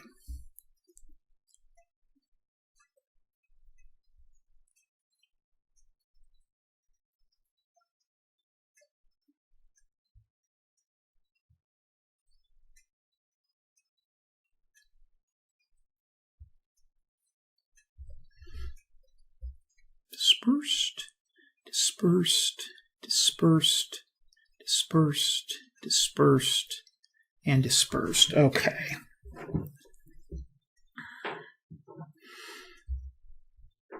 And that is the end of I think, again, Victor will stay put here. We should have used Ney, or because Bulow's pretty tough. Okay.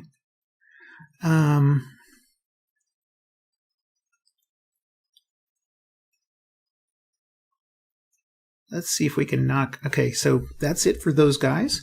We got our turn track and can't do anything with. We do have 2 more going in down at Breslau.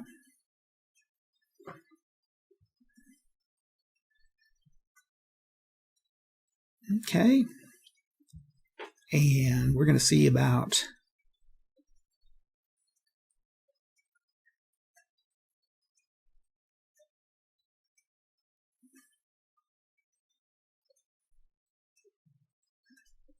now.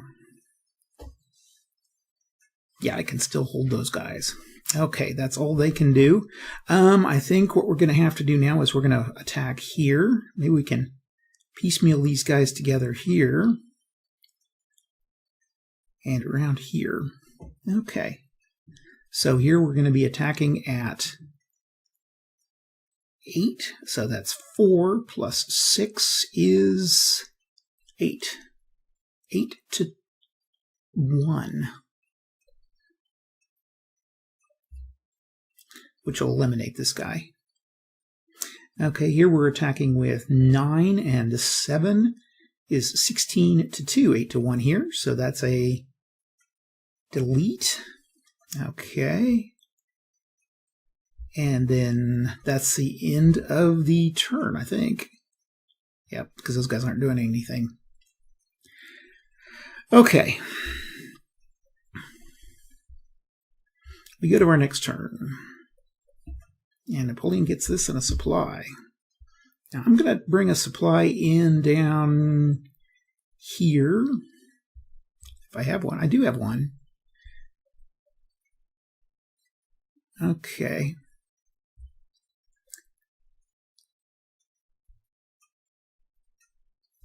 Okay, and 4, 1, 2, 3, 4, 5. Okay,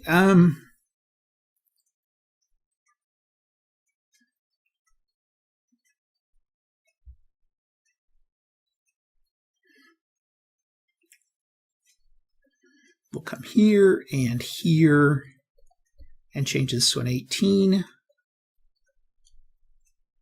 Delete, delete, and we'll stay in Berlin. We'll pull here and here, and we'll make this a 5.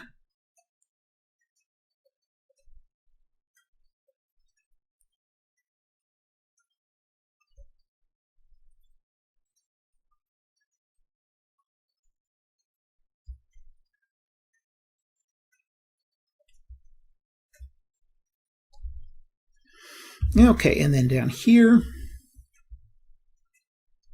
it is time to move this guy. Let's see, 1, 2, 3, 4, 5.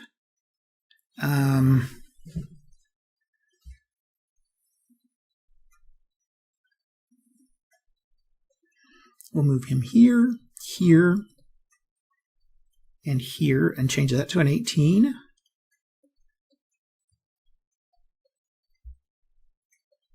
And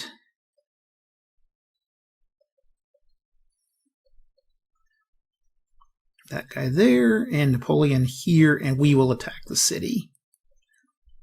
Okay, so Napoleon will attack here. Up here, let's see what's going on. Not much. We're going to keep our distance from Bulow here. He still could bite. Problem is he's really not going to be able to take. That's 54. I mean, that's going to be like 1 to 2 odds, so he can't do anything. Okay. And here Napoleon's attacking at Napoleon's got 9 and 9, 18, and then we have 12 tripled. He can't really attack there.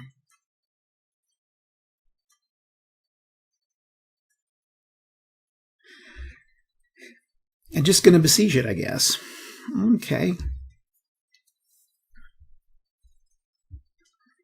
Now, I'm going to check the rules here on our supply reinforcements. Now,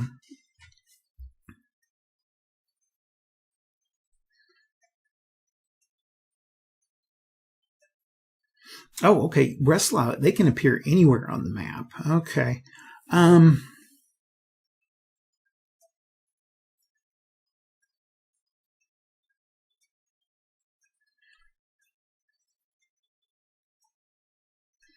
Okay. Whoops. I guess so. The Breslau unit will get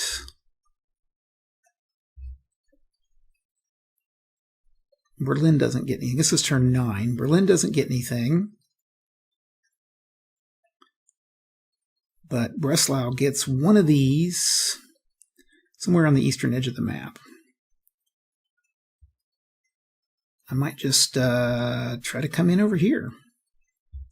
So 1, 2, 3, 4, 5. And these guys will just, I'm going to work my way down the line. Here, I've really got to attack. So I'm going to attack here, going to attack here. I'm going to attack here.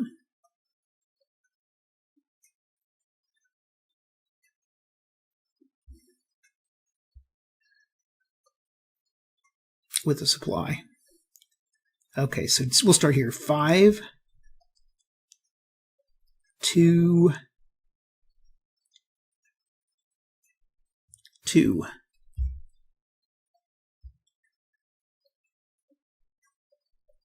$2.5. Okay.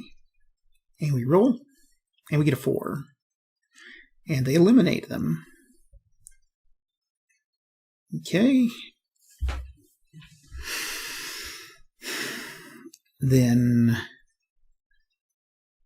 here we're attacking at this one. I think is going to be they're going to be at 1, and they're being attacked at 3 to 1, 300%, which is 5. That's a DX. Okay. So this one's eliminated, and then down here we're attacking 9. And 7 is 16 to 13. 16 to 13, okay.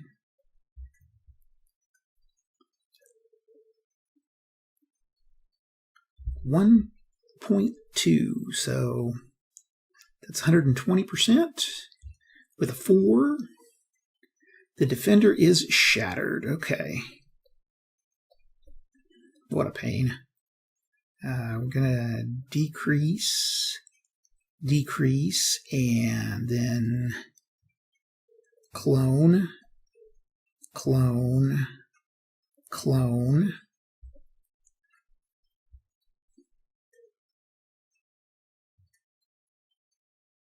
2, 3, 4, 5.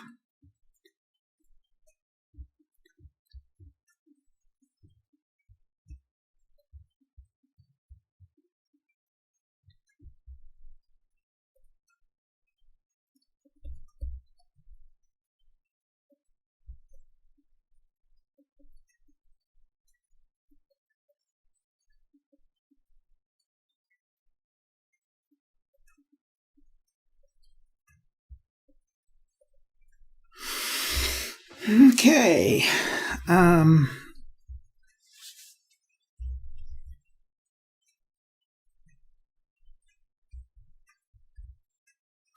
that's going to be the end of turn.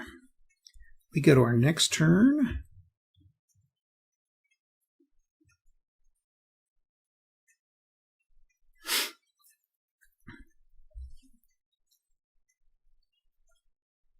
And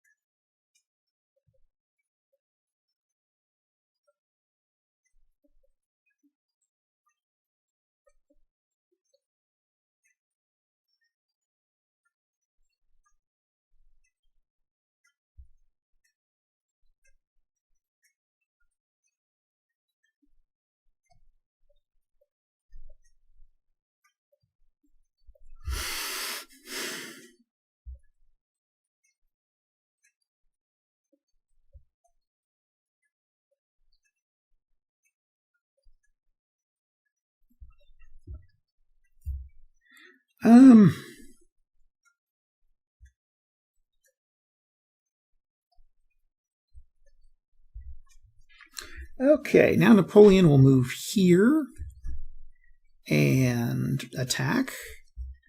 Over here, we're not doing anything. We've fallen into the city.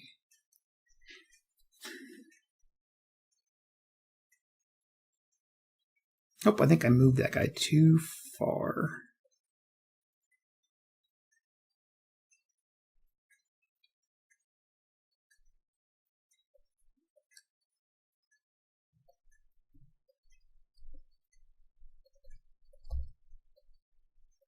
Move nay with him. Okay. We can take these off.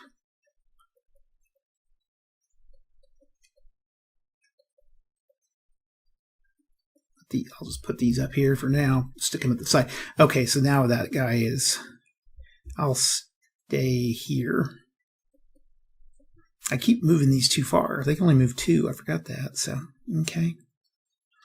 Napoleon goes 18.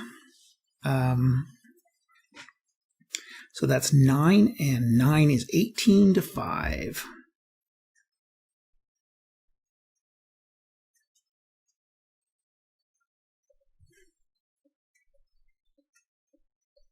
$3.6. Okay. And we roll a 4 at 300, so that's a DX, and so he's eliminated. Okay, now I think that's it. So now we can reinforce, and he's going to go to Breslau. Now,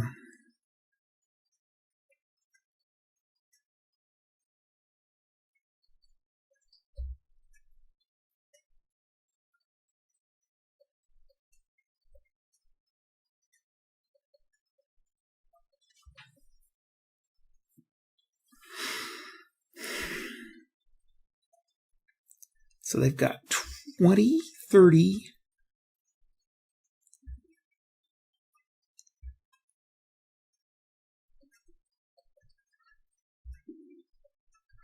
Okay.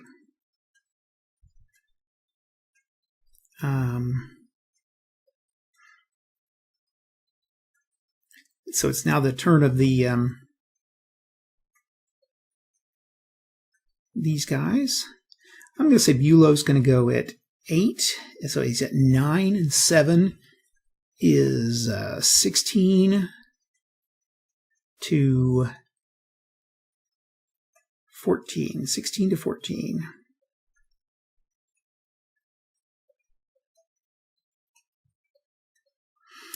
$1.1. Okay, 1.1 odds are 3. Defender goes back 1. Okay. And we put a disperse marker on him. Okay, here we have... Oh, he can't stack there. So we're going to go 4 to 5. And we get a 5. Attacker is dispersed, and the defender is scattered.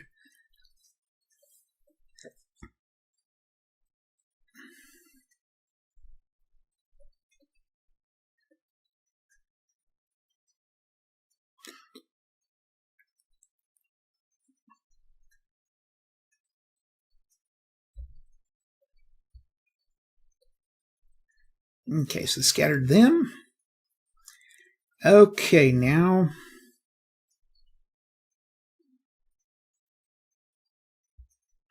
that's it for the their turn. Okay, we go to the Napoleon's turn, and we're down here.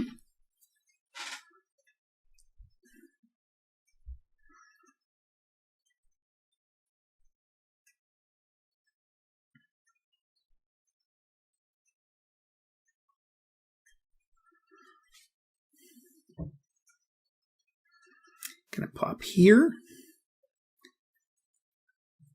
Let's see, hold on. Yep, these three can go. Okay, so 1, 2, 3, and that'll be my, there we go. So increase, and they are now in supply. And Victor will come down. And they are fully supplied. Okay, but I think I'm going to wait until I have Ney on board.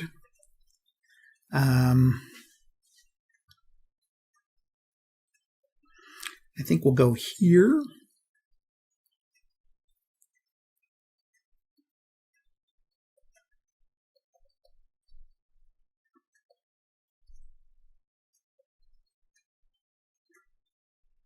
And that would be 2 to 1.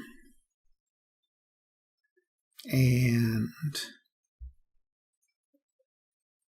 see, I can't stack another one there.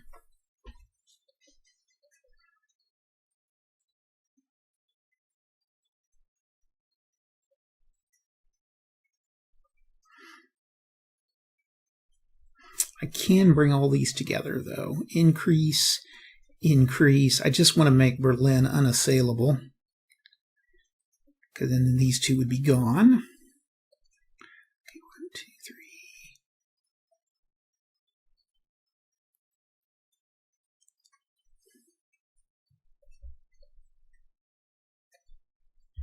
3. And then bring in these guys.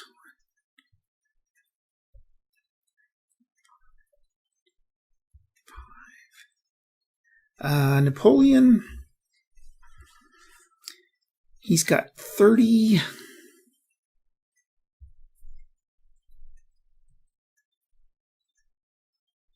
$18 to 30. What sort of odds is that?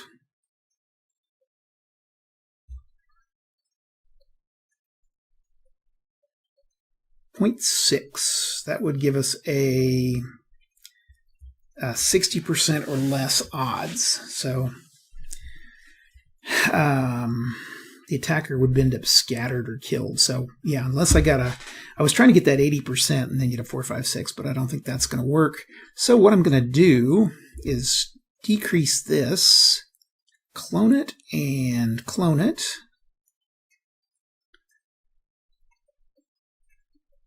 And that would be 1, 2, 3, 4, 5.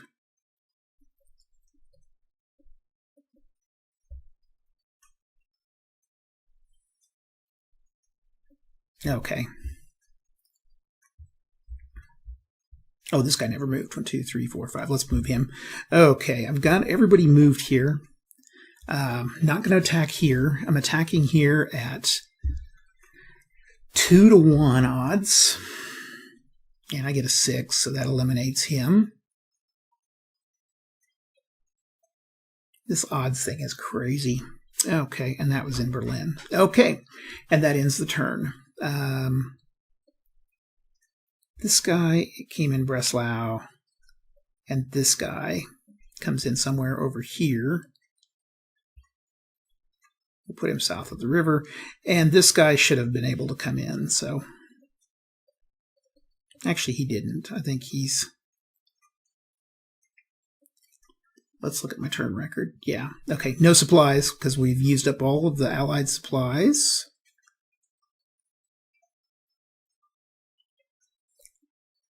I think we're on game turn 11. I think that'll get us right back on track. Okay. It's now Napoleon's turn. And at this point, Ney will come in and we will move here. Whoa.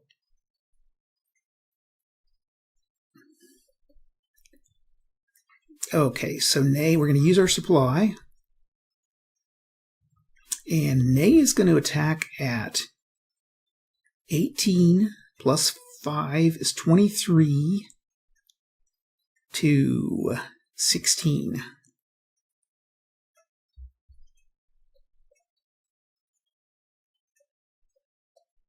$1.4. And we roll a 4. And so the defenders are shattered.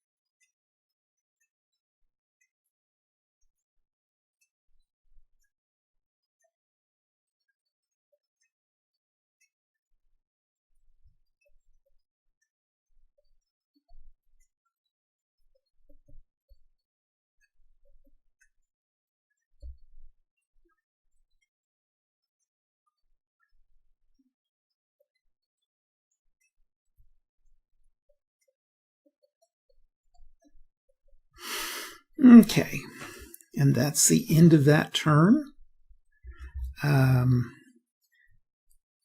Okay, down here. Not going to do much. And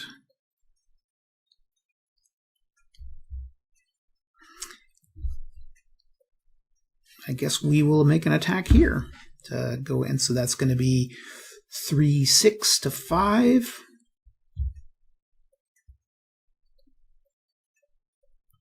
$1.2, and we get a 2 at 120. Defender is disrupted for and goes back to 1, 2, and a disruption. Clone. Did I? Okay, and that's the end of that turn. So we're good. Okay, and nothing else can happen. So we'll take these off now because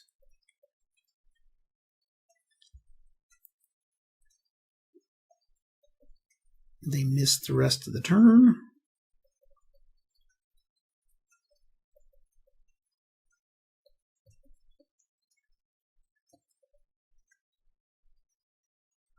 Okay.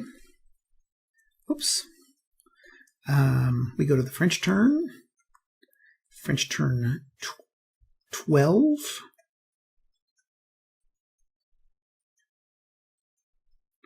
Okay. And this is deleted.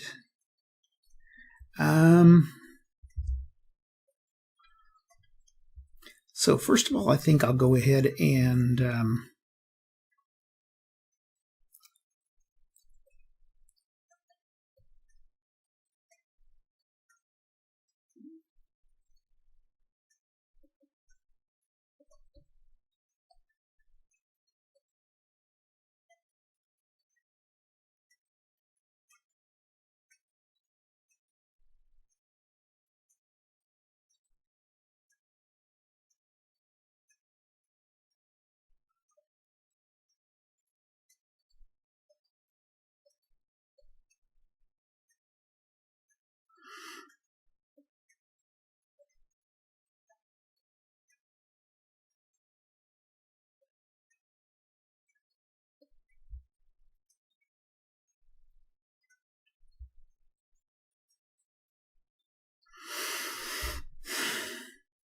okay, those guys are going to attack.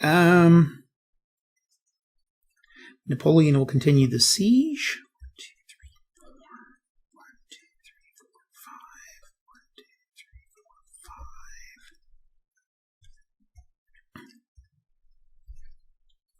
Okay, automatic. This is an automatic elimination. This is 9-1, so this is eliminated. And then this one is going to attack at. This would be 5 divided by. This is going to be 2, 4 to 1, 2. So 200%, and we get a 3. 200% is a DX, so Bulow is gone.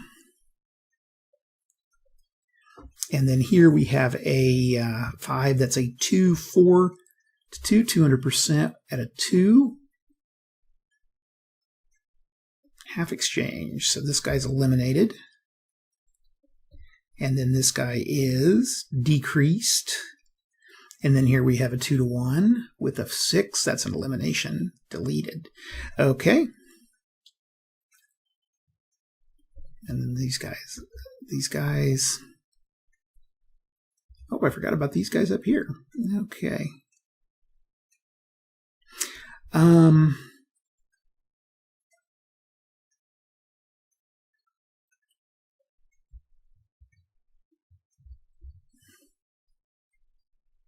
This guy's going to come in over here.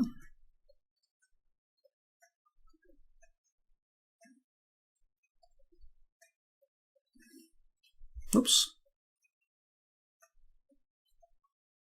Where's Napoleon?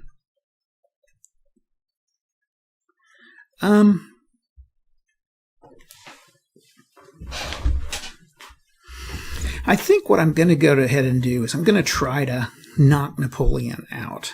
So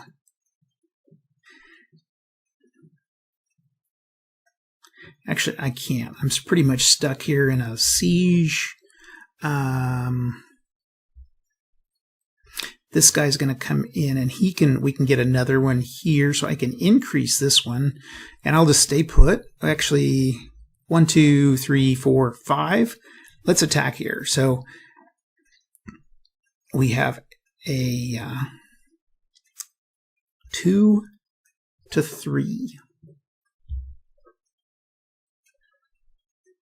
Oh wait, and then up here.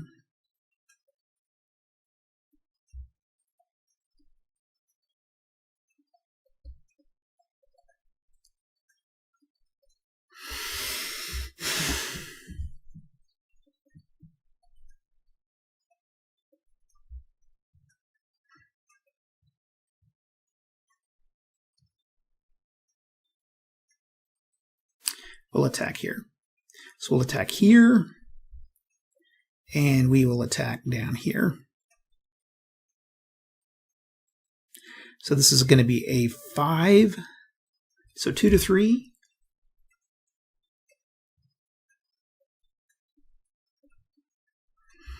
Um, 60% or less. So we roll a 5, and that's a attacker is shattered. 1, 2, 3, 4, 5, and decrease and clone, and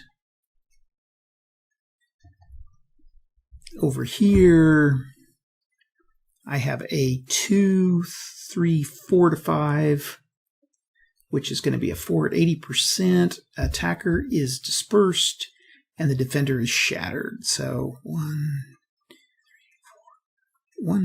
2, 3, 4, 5. 1, 2, 3, 4, 5.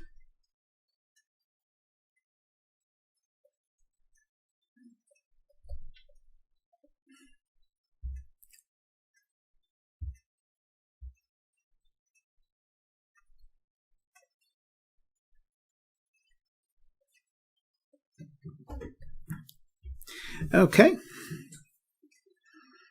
It's the French turn.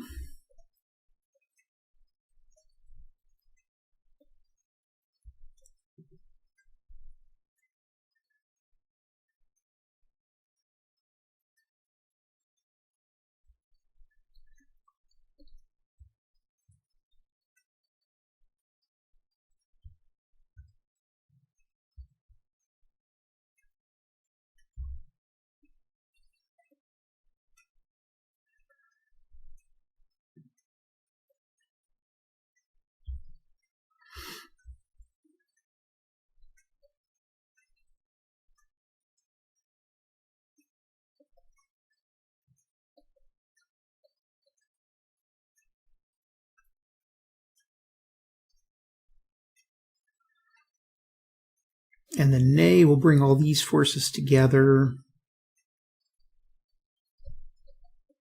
I think there's enough. 1, 2, 3, 4.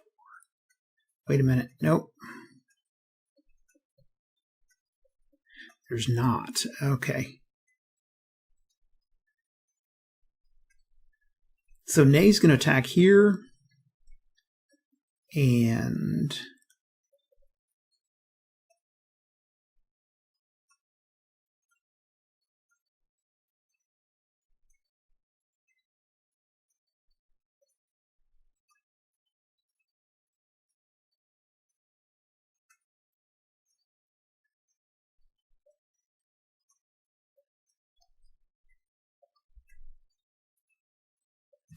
there we go. There'll be an attack there.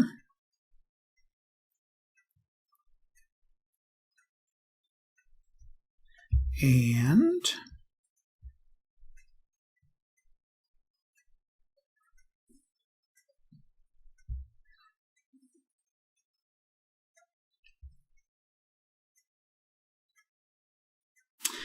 we'll just stay put.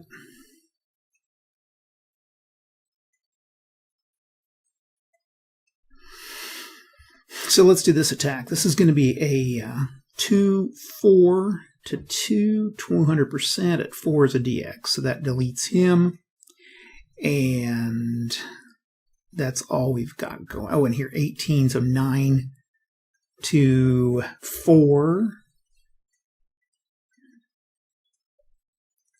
9 divided by 4 equals 220%. And we roll a 4, so that's an elimination here. And I think I will go ahead and call that game. What's going to happen is we're never going to have enough of a ratio for Austria to get in. Basically, these guys are eliminated up here. Berlin's taken. The big thing is the siege of Breslau. I mean, we're going to get some pieces in slowly, but they're never going to have enough to really do a lot against Napoleon. He's pretty much just going to have to wait for this supply unit to get clear across the board. It would be another 1,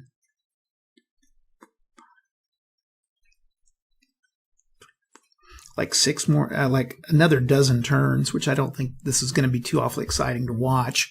But eventually, yeah, you would be able to take Breslau with Napoleon's army. Plus, these guys could again eventually move in. So I'm not going to belabor the point. I think we got the point of the game. I don't know. Like I said, this is a very early game. I think this is the second game that SPI came out with. It's not done against first game, but it has its limitations, definitely. I don't really care for the supply rules in this and the way the unsupplied units are halved, rounded down. And also the fact that you only can attack through stacks, and you're kind of limited on the stacks with the 18s and stuff. So I'm not sure it's a great game. I think there was some potential here, and this system, if I remember right, was reused in games like Grande Armée and the Franco-Prussian War and a couple of the Civil War games. Lee versus Grant, I think. But I think it was a little more developed by the time those came out.